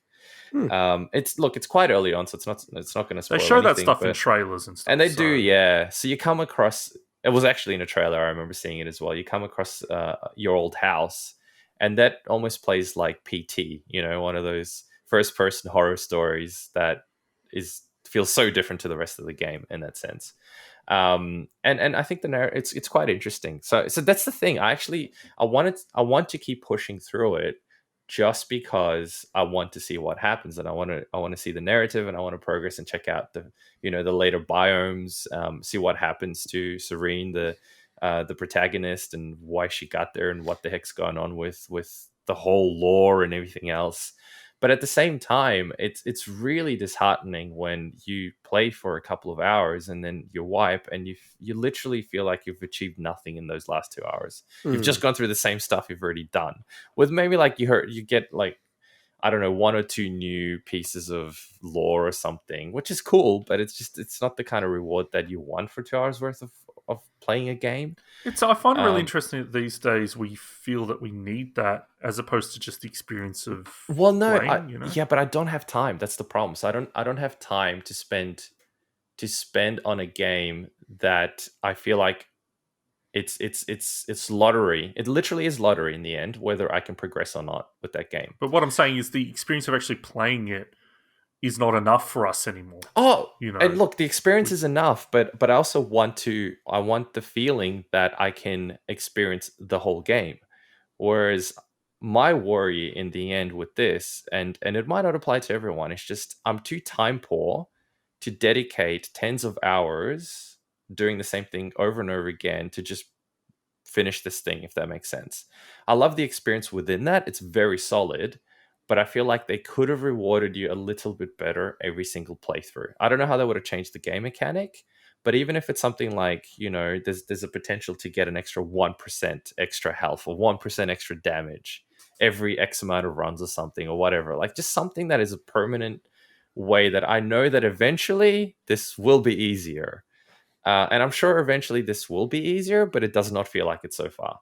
Well, can I just ask a question on that? Is it like you feel like you've been conditioned to like the fact that many of these games in the rogue like / light category are starting to move towards giving some form of persistent, permanent upgrades that a game not really having as much of that is almost like you feel like you're not rewarded, and then you're like, you've grown accustomed to those elements in those games. Yeah, maybe, but I also ultimately think that it's just a basic reward system for human beings. Is that the more I do something, the more it makes that thing easier. And But you are though. You're getting better at the game, and then well, I'm sure you're much better at it. No, that's hour true. 1 to hour But 10.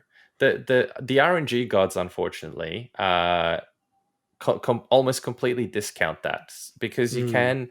So as an example, my third run, so the very first run, minor spoiler here, like any of these games, like Dark Souls, there's a point that you're going to die, and it's scripted basically. I'm sure you can probably do if you play extremely well, kind of like in Dark Souls, get through that. I don't know what happens if you get through that, but inevitably you die. And when you start again, I had my second run, and the second run was kind of averagey, and then the third run, I managed to get through 3 biomes because I just happened to hit a really good number of upgrades that just work really well, either for my gameplay style or they happen to be quite good in the way they synergized. And then I died eventually. And beyond that point, my runs were so much shorter because I just kept getting really crap stuff. And I was sitting there thinking, wow, this is really weird. Like I'm facing the same boss that I found relatively easy in my previous run. Yet I just don't have good abilities or good weapons at the moment. So even though, yes, you do get better every single playthrough, because it's ultimately not the same game. It's not like Dark Souls where you die, you learn, you get better, you improve. And it's all up to you. It's totally 100% how good you are, and you persist and you win. Whereas with this, there's too much randomness involved for you to say that, yes, I learned something new. It's all about me learning how to play better, etc. There's definitely an element of that, but there's too much randomness involved as well. So, look, anyway, to cut it short, it's a great game. Do I think it's worth the $125 that in Australia they're currently asking for it? I don't think so. I think that to me this feels more like maybe sort of a $70 kind of game. And I'm not saying that because all roguelites tend to be relatively cheap compared to full price games, because this is a pretty good title. But all in all, when you sort of peel the onion and you really look at the layers, I don't think it's the $125 that they're asking for it. Certainly more than a standard indie game, if you could call it that, but not that amount. Do recommend it, but maybe it's a bit of a rental for people who haven't sort of played these kind of games. And rental? Who rents games these days? EB Games, we talked about them, so you can 100% totally rent. You got 7 days to play it. Don't like it, you return the game back. So I think there's going to be, no pun intended, once again, a whole bunch of returns for this game. Returnal, I hope they've got good Returnal policies. Jesus, I kind of agree with you on that, Mike. I think that this is the kind of game that a lot of people will pick up because it's reviewed so well. Like it's like 86, 87 on Metacritic, which is insane. And I just don't think it will click with a lot of people. So no, really good first impressions. Thanks. I'm keen to know if you keep playing it and if you beat it, because you're pretty good at these games. I'm going to persist a little bit more. I will, but I do. To be honest, I do feel like there's a part of me in the back of my mind that says too many other games to play.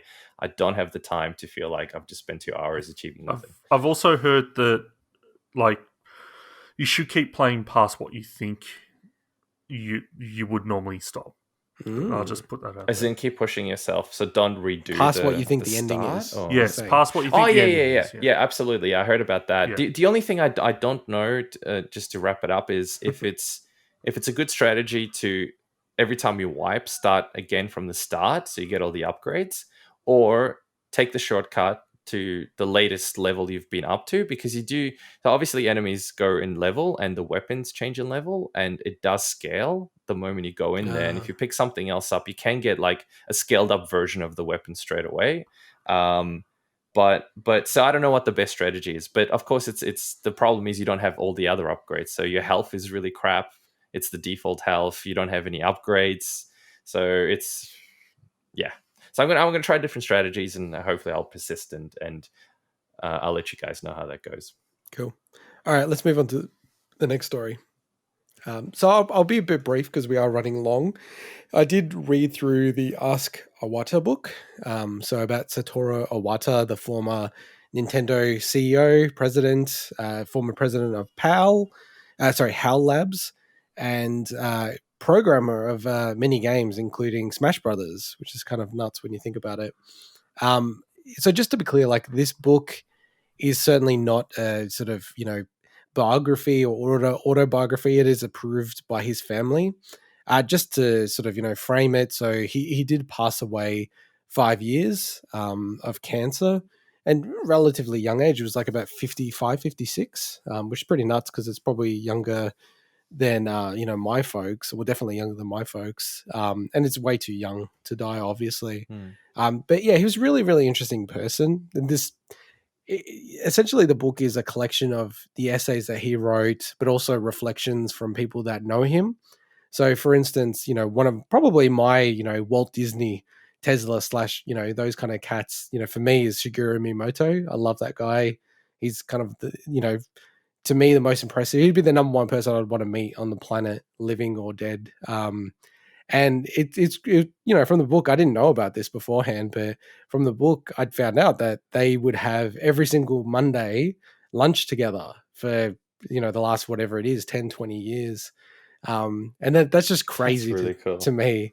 And it's really funny. There's a really cute little story because, it's a lot of Iwata's essays. And also, by the way, the book is very short. So it's, 150-ish pages. So it's a very easy read to get through and very structured. So, you can jump in at any point. But there's a really cute kind of interchange that's, I guess it's on purpose by the translator, but it doesn't seem like the people involved knew. But Iwata was in one of the essays talking about Miyamoto and just his style and, what he would all be about and how he's very much obsessed about ideas, solving multiple problems. And he was talking about how he is the number one follower of Miyamoto, that he's always been the biggest fan of him. And I'm the number one follower of you. And then right at the end of the book, it has a few of the key figures in Iwata's life. And Miyamoto was one of the ones who penned essentially a short essay about Iwata. And at one point in his essay, Miyamoto's essay, he actually said, I always thought it was really weird with Iwata. He'd always give me praise. He'd call me he's the number one follower of me. And I just loved how like that little interchange between the two men.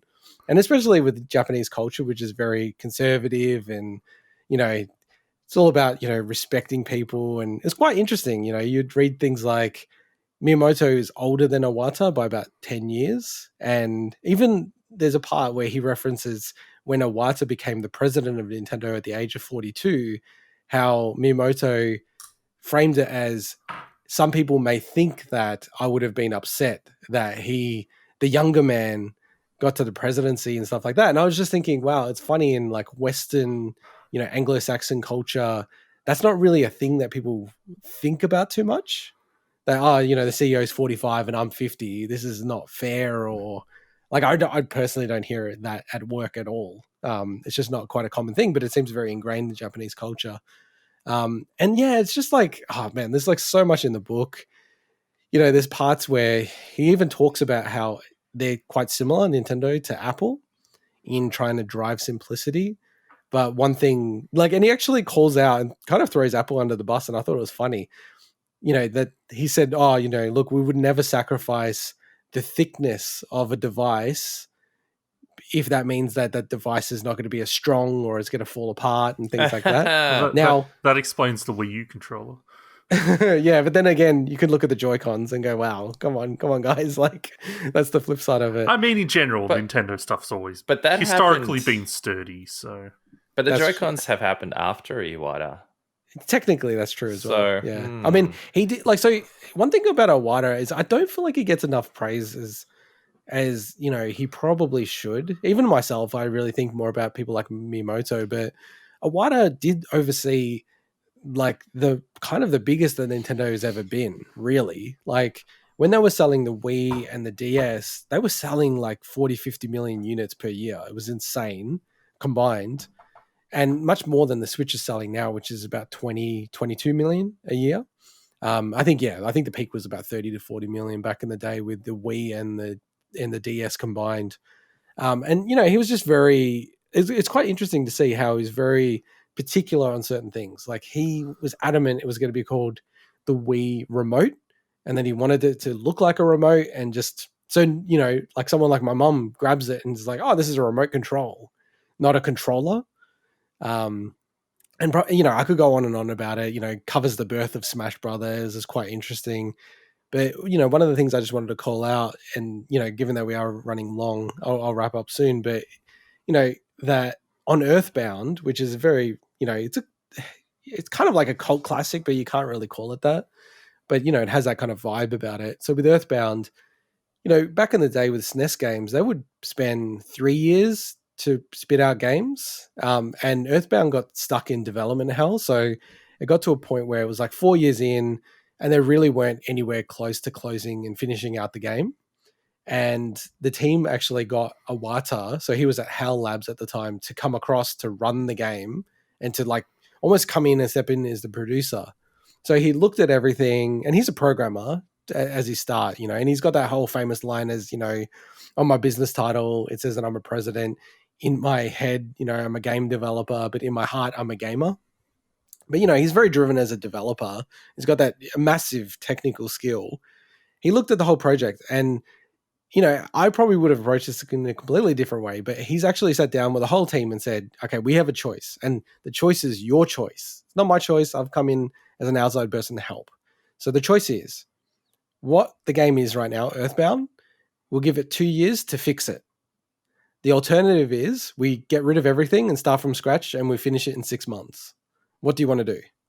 Right. And I'm like, I quite love the framing of that. And the whole team said, well, yeah, let's start from scratch and finish the game in 6 months. And they did finish it roughly in that amount of time.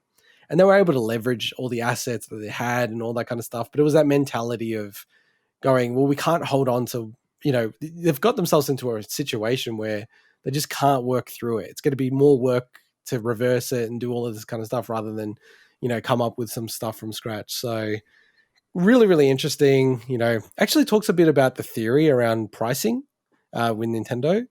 So he was very adamant that, in the industry and what the expectation is, you release a piece of hardware or software or something like that, and then over time you lower the price. But his view was if you do that, it sort of devalues it.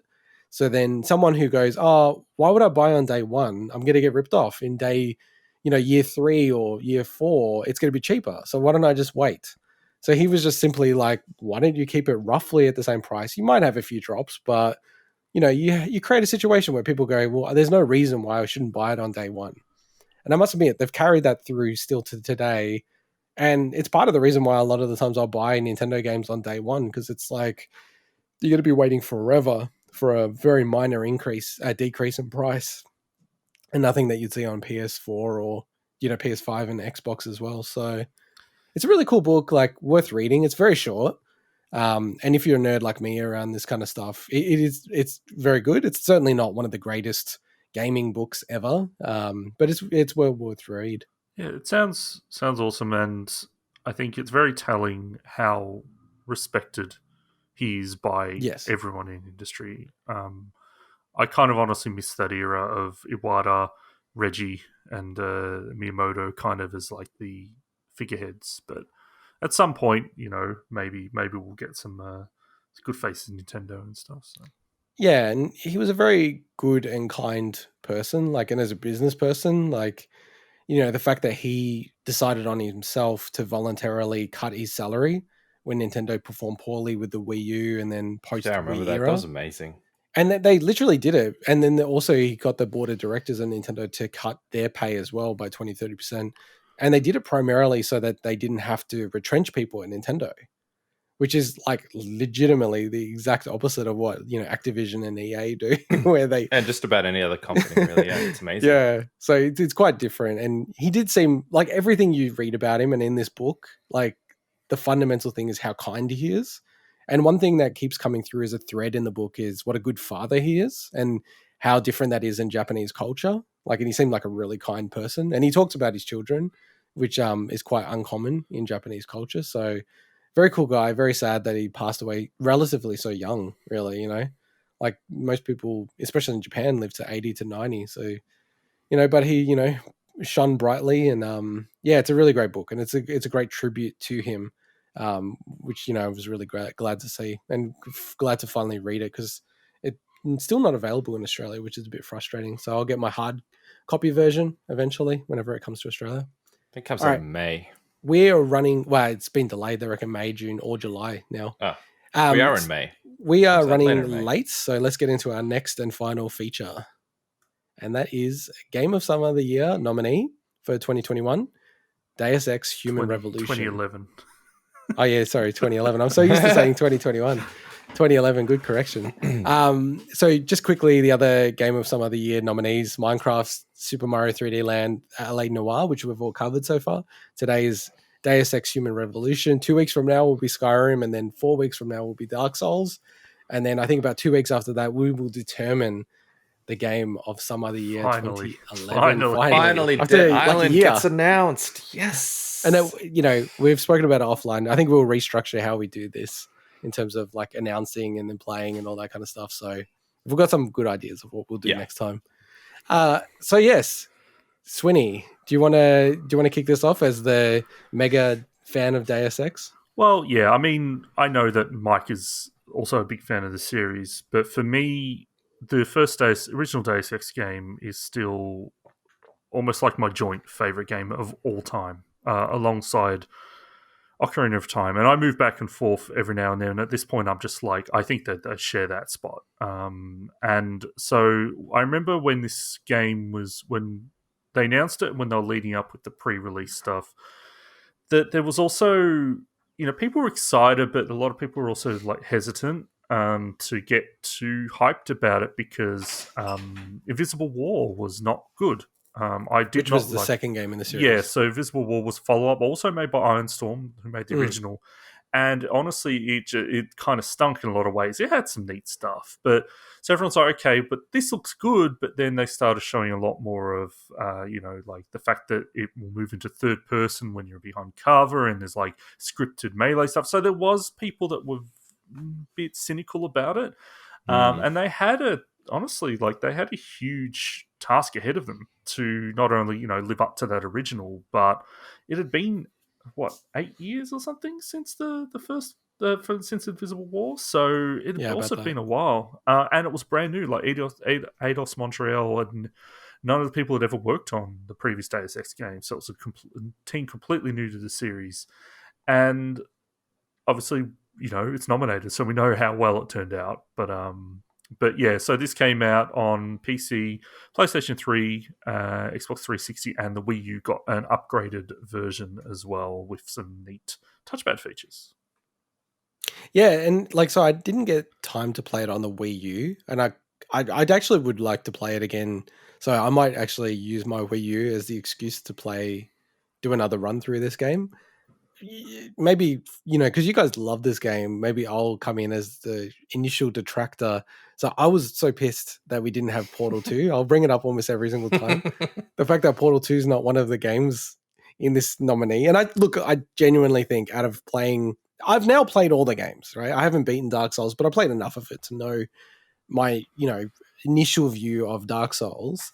And I still put Portal 2 as my second favorite game of 2011, but that's not the point of this. It's a collective effort. But this game, initially when I started playing it, I was a bit like, I don't know, it just didn't click with me. And then maybe halfway through the game, man, I got so into this game and totally fell in love with it. Like, I really, really, really enjoyed this game. Something about this game, it's just cool to play. It's just really enjoyable. It's hard to kind of, like, when you take the awesome setting, a neat story, we'll get into maybe some mention about that. It's not perfect, but you take a neat story, really, really cool setting, just oozing atmosphere, and just really cool gameplay mechanics, and just make it fun.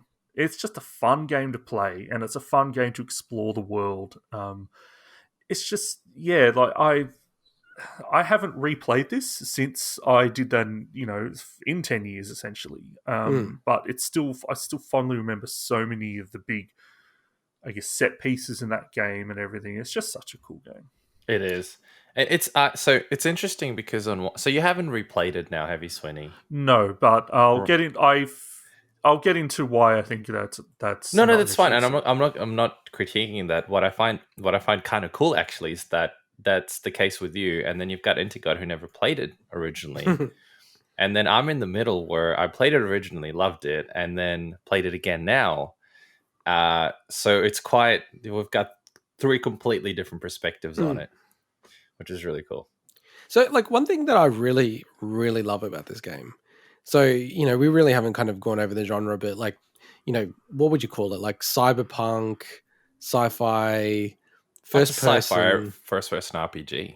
RPG elements. This is definitely an RPG. With a dash of immersive sim to it. So. Yeah, immersive sim. But then, one of the core things is, a very deep sort of, what do you call it? Kind of like not sneak mechanic, but, being able stealth to... mechanic. Stealth, that's what I was trying to say. Thanks.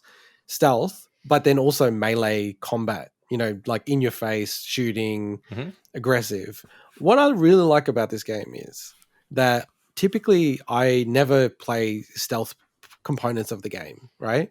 If a game even wants me to play as a stealth kind of, like, if the game is a stealth game, I'll try to figure out a way to just run in and smash people and, like, go ultra aggressive. Complete opposite to me. Well, it'd be interesting seeing you watch you play Hitman or something. Yeah, I'll just go in and try to smash people straight away, right? That's the way I like to play.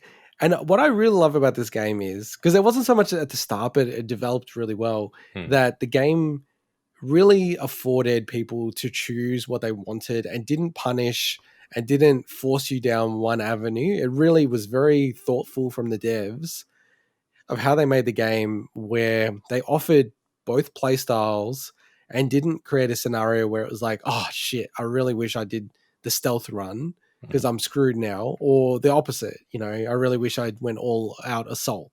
Because, I can see, all the little, what do you call it? Like the air ducts and all this other kind of stuff that you can go through to skip parts or, create more of a stealthy run. But I ended up going like back and forth on those things. And I probably played more stealth. And I think it's because it was respectful in the way it did it. Played more stealth in this game than I've ever played in any other game. Interesting. Because it didn't force me to do it. And then I sort of was like, am I trying to, like, for this mission, sneak up on people and bash them and do that kind of stuff and pull them away and do all that kind of stuff. And then, maybe halfway through shoot them all. But but that's the thing about the game. It is pretty sandboxy. Even within levels that are fairly confined, like mini levels, if you can call them that, it's still pretty sandboxy in what you can do. The reality is, though, so the very first time I played the game, because naturally I'm the complete opposite to you, and that is naturally if a game lets me be stealthy, for some reason it's stealthy that I do. But I think that's because of games like this, where they reward you more for being stealthy. And it does it in multiple ways. Number one, sort of discovering those little ducts and everything, you get extra experience points. Taking people down in a non-lethal way, you get extra experience points.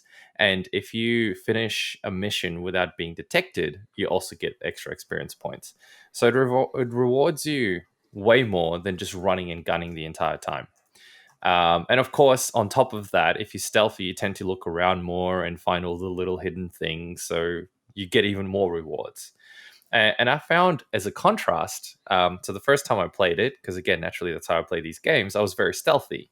Whereas now I'm just like, I'm just going to run in there and shoot everyone. As much as possible, kind of just try, mostly to be honest, to try to something different, because it didn't feel like the right way to play the game, if that makes sense. In fact, it almost very early on, there's a mission where you have to go into the police station. You got to sneak into the police station, if you remember that mission, to get some evidence and stuff. And I just went in there and I kind of went, I'll sneak. I sneaked at the start for like the first 10 meters and I went, screw it. So I took out my guns and I just killed everyone in the whole police station, which, by the way, is really bad. I actually felt better about it, but that's another point. What's really weird, though, and I don't know if it glitched, is if I then went out the front door and I instantly got killed because there's all these police officers rightfully taking you down. But if you sneak out the back and then you make your way to the front, it's like, nothing happened. Perfectly fine. Like, what the hell? You just went in there, massacred everyone, you walk out through the back door, and it's perfectly fine. So the game is, it's sandboxy. It lets you do everything, but it's clearly designed for you to play more stealthily. Yeah, and I mean, that's the same with a game like Dishonored, I feel. They're very different games, but they also like allow that flexibility of playstyle. And that this is nothing new to Deus Ex series. Like the original Deus Ex was this as well, but the way they've handled it in Human Revolution, exactly how you said, Mike, is so much smarter. The fact that they actually reward you, as opposed to just saying, okay, well, I got in and I didn't set off an alarm, and that's more in like just an organic reward. Here, they actually give you a game reward, so it's like, and I kind of like that. I like that this game does actually feel very gamey. As much as it is trying to immerse you in this world, it's very much a video game in so many ways. I know that sounds ridiculous, but the fact that there's XP popping up all the time, and it's like sometimes you just want that. You don't always need, no hard kind of stuff. Sometimes you like getting that, satisfaction of reward. But look, I think the gameplay is really great. The shooting's pretty good, but obviously, that I generally play stealth, so it's kind of like I don't remember that in detail. But the stuff solid. The stuff that I really love, I love the hacking minigame in this so much. Yeah. And they expanded upon that in the sequel as well. I think they tried something really new and unique with the social augmentation, where you could, if you've got that plugged in when you're interviewing certain people, it's like scripted stuff. You can then use that feedback from the augmentation to then make the right decisions and stuff. It's a neat concept. I don't know if it ended up being that great. They didn't bring that one back for the sequel, but they did try new stuff. I got to give them credit that they weren't just remaking the original Deus Ex. They were trying completely new stuff, and a lot of it landed really well. So, because can I just say, and I played this on PC. Same, and we all have different views on this stuff. It's interesting. Through the game, I ended up doing all the hacking stuff. Like I got real into it, right? I wasn't doing almost any of it at the start. Even if I had the code, I would still hack it. Oh, 100%, because you get XP as well. Exactly. But I just say, it's a weird one. It's one of those ones where like I liked it. I kept doing it. It was almost like a habit or obsession about doing it.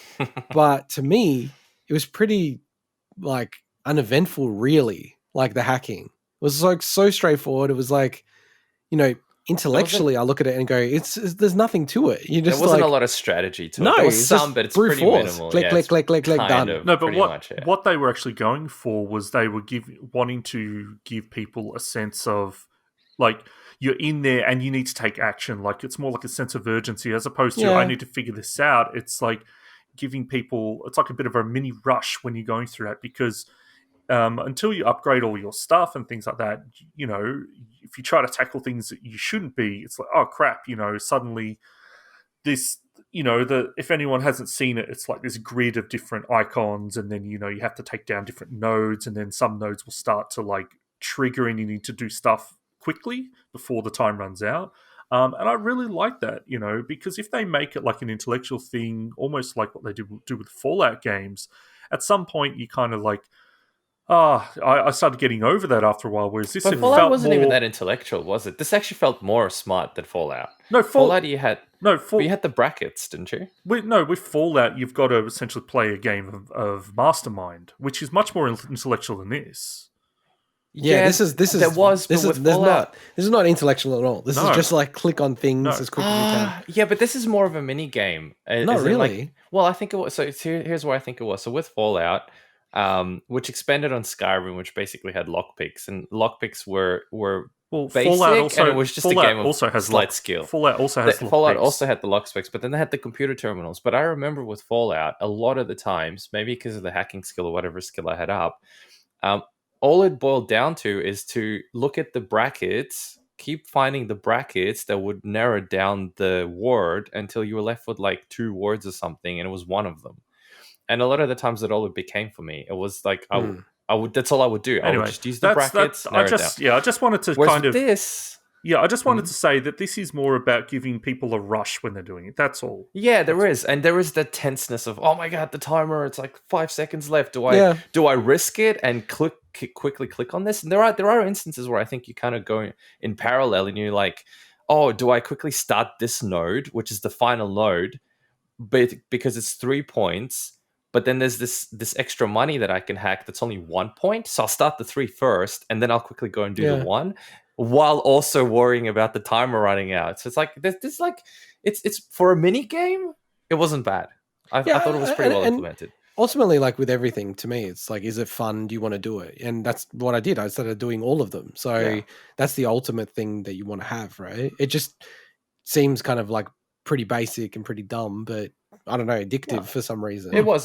So we don't end up talking just about a mini game within the game more than the actual game itself. What do you guys think of the music? Because to me, it's one of the greatest soundtracks out of any game. Yeah, it's it's from Michael McCann, who's done a few soundtracks, and he also did it for the sequel as well. I'm so glad they got him back. It's phenomenal. Like, this soundtrack is just absolutely killer. It's just crazy. Yeah. Well, I mean, the soundtrack, the atmospheric sound, the background sound, like I loved almost all parts of this game. I just probably want to touch on 2 things. One is the voice acting, and then the other one is the bosses. Now, the voice acting, because I feel like that's very subjective, I hated the voice acting in this game with a passion. Like, I thought it was horrible. Like, and to be fair, I generally hate voice acting in video games. If I have an option, I'll usually change to Japanese voices in games, like, you know, for Japanese-based games, because I just find it's more palatable. Just imagine a bunch of Japanese people changing it to English because they feel the Japanese version isn't good. And I just hated the voice acting in this game. That's probably just a personal subjective thing. Mm.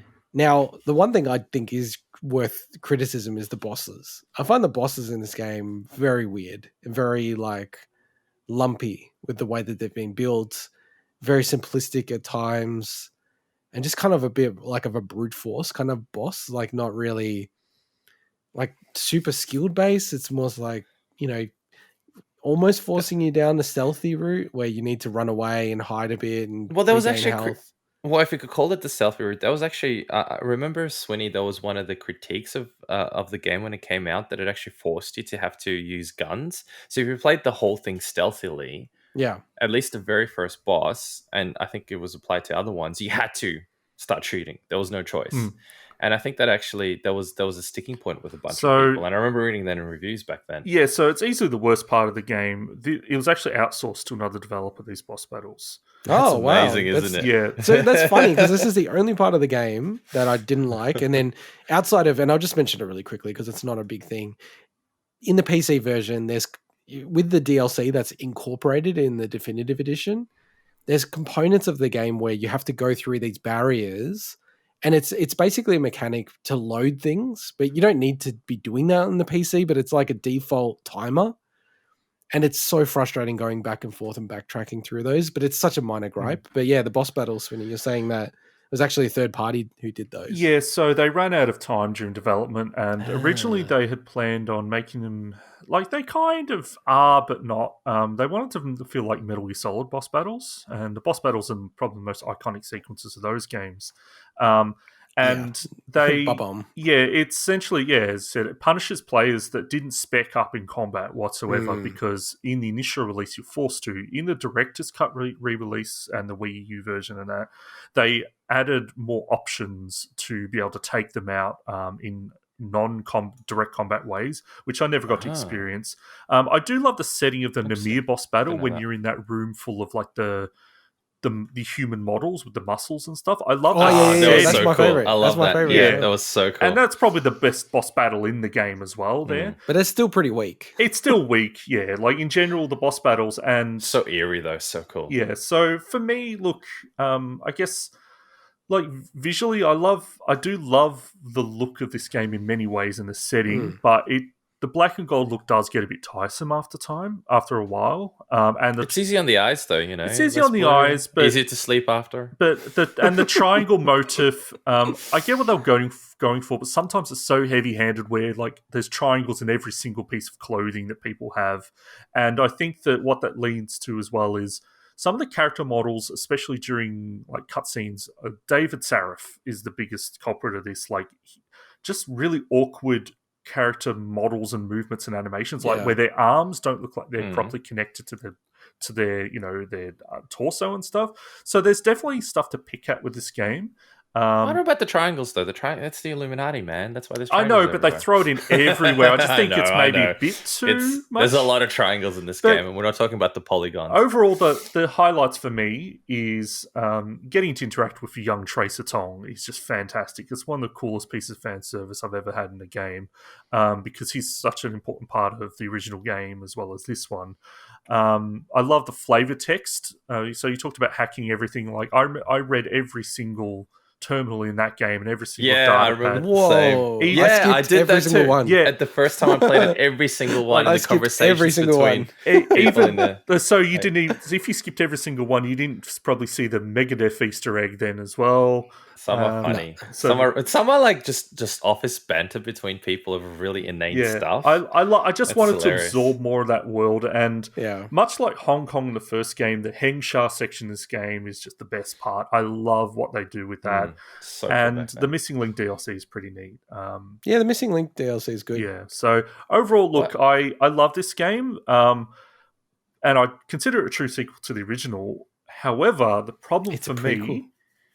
is I actually have seen in this day and age, I actually prefer the sequel, and because for that, the sequel is in the original game, or the sequel is No, in Mankind Divided? Mankind Divided. Okay. I absolutely Really? love Mankind Really? Divided. Yeah, Huh. I I'll have to love put that on the playlist then. Yeah. because I never finished it. and because so of that. wait. Can I just pause you for a second, Swinny? Because let's just remove the second Deus Ex game from the register. It doesn't exist. Invisible yeah. War. It's not worthy.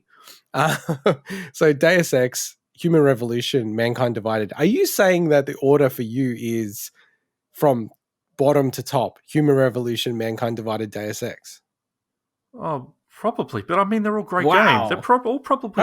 How shit hot are those two games then? Because I love this game. Look, the thing is, right? I was just going to say with Mankind Divided, I love. We're not reviewing that, so I wasn't going to get into it. But I'll just say the one reason I love it so Sorry, much bring it is up. just I just think that it's better paced, and I love that the Prague setting that you come back to is just I love it so much. But unfortunately, because I love that game so much, that it's hard for me to judge Human Revolution in 2021. Like That's the without problem, yeah. without that, but it's so. But in terms of like when we're looking just at 2011, like this is one of the top games of that year. Well, it's the same as it's hard to judge the original Deus Ex. So because when it came out, to me, it was a revolutionary game. And if you were to play it now in integot, I don't think it would hold the test of time for someone who's, I guess, fresh to the game. It's one Are of there those things mods where you for had it? to be there when it came out. Surely there's a good mod for Even with mods and stuff, it's just you can't. It's too hard to. I mean, I think you can still appreciate the game for what it is, but the problem is games have evolved so much since then and have copied elements of a game like Deus Ex, and it's one of those things where, and graphically, I don't think it'll hold up, and animations and all that jazz that. You had to have been there, if that makes sense, Yeah, originally, okay. for you to really, really appreciate and understand. It's kind of like any any old film like that, you know, a film or any piece of art or whatever, you just it's still an amazing piece of art and an amazing game, but it's just not the same impact as if you had played it originally. But you know, like I've played games long enough to put myself into the mindset of, hey, this game came out in the year 2000, kind of Half-Life. Oh yeah, of course, yeah. time And I period, think you so- still enjoy it, but you know what I mean. It won't have the same impact to So your just life. checking it, So it's Deus Ex Revolution. Deus Ex Revision was actually officially endorsed by Square Enix, That's and it's a cool. fan made mod. That's cool. So a little bit like Black Mesa for Half-Life. So I might pick this up when it's on sale as a way to play. It's a way to play Deus Ex. So, but yeah, just going back to Human Revolution, given that we're talking about the other two games. So, Swinny, yeah, you're saying, like, how far off the pace do you feel it is to Deus Ex, which is one of your favorite games of all time? It's not far off, honestly. Yeah. Mm. Okay.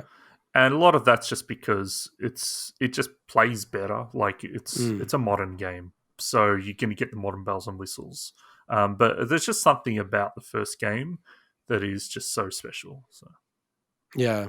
I must admit, like, because when I started playing it, I was like, nah, this is right at the bottom for me in the Go Soy games. And then playing through it and then beating it and everything, I'm like, damn, this is going to be good. This is going to be good where this lands, because I got some opinions. did you like some of the twists?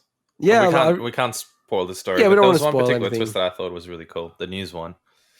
The news one. Oh, okay. Yeah. No, like really, really cool. Like really enjoyed that. It's interesting, you know, because I pinged Swinny at the end just to talk about the ending and the choices that you have and stuff like that. Mm-hmm. So it's always interesting in those kind of things. I've watched story recaps and what those endings were. So when you asked me like 2 weeks ago or whatever, I'm like, I do not remember. But yeah. Yeah, I can understand that. Because it's kind of consequential, but then kind of inconsequential because you don't live in the aftermath of whatever your decisions are. Correct. So- And like I said, I believe in Mankind Divided, there is a choice that was picked. Like you don't get to choose the option that you picked in the previous game or anything like that. Yeah, it kind of becomes the canonical choice then. Mm. Yeah, so 2 weeks from now we'll cover Skyrim, and then 2 weeks after that Dark Souls. So it's gonna be interesting. What a pair, Finally what a wrapping pair up of our games. Gosoi. Jesus Christ. Well, I mean, and then Minecraft and the amount of games that we left off the nominees list. It's, you know, we will go back, and I'm kind of saying this unilaterally, Swinny, but I feel like it has to be the 90s, the next Gosoi. Ooh, I think okay. it has to be so that we also get it completed within a certain amount of time this time, because it's going to be it's going to be without with the exception of access to certain games. It's going to be much easier. They're shorter games to experience. So. Well, I do like this whole thing now that it's randomly developing. Like, if this is the 2010s, because 2011, and then maybe the 90s, maybe the next time we can either pick the 80s or the 2000s and go about it that way. But yeah, like what I was trying to say is I find it's going to be really hard to find a year that can compete with this for the full, you know, suites of games. I think the top 2, 3, yeah, maybe, but you know, you get down to the 6th best game and it's still an amazing game and could easily make an argument for being the number 1 game. I think that's going to be pretty rare. That's going to be pretty rare. All right, we've gone long. Just to wrap up, so as always, if you want to help us out, reach out to us at bigwigpod on Twitter or bigwigpod@gmail.com or via YouTube. So like and subscribe to help our YouTube channel grow, and give us a 5-star rating if you're listening to this on iTunes especially, or a like on and follow on Spotify. But with that, bye-bye. Goodbye.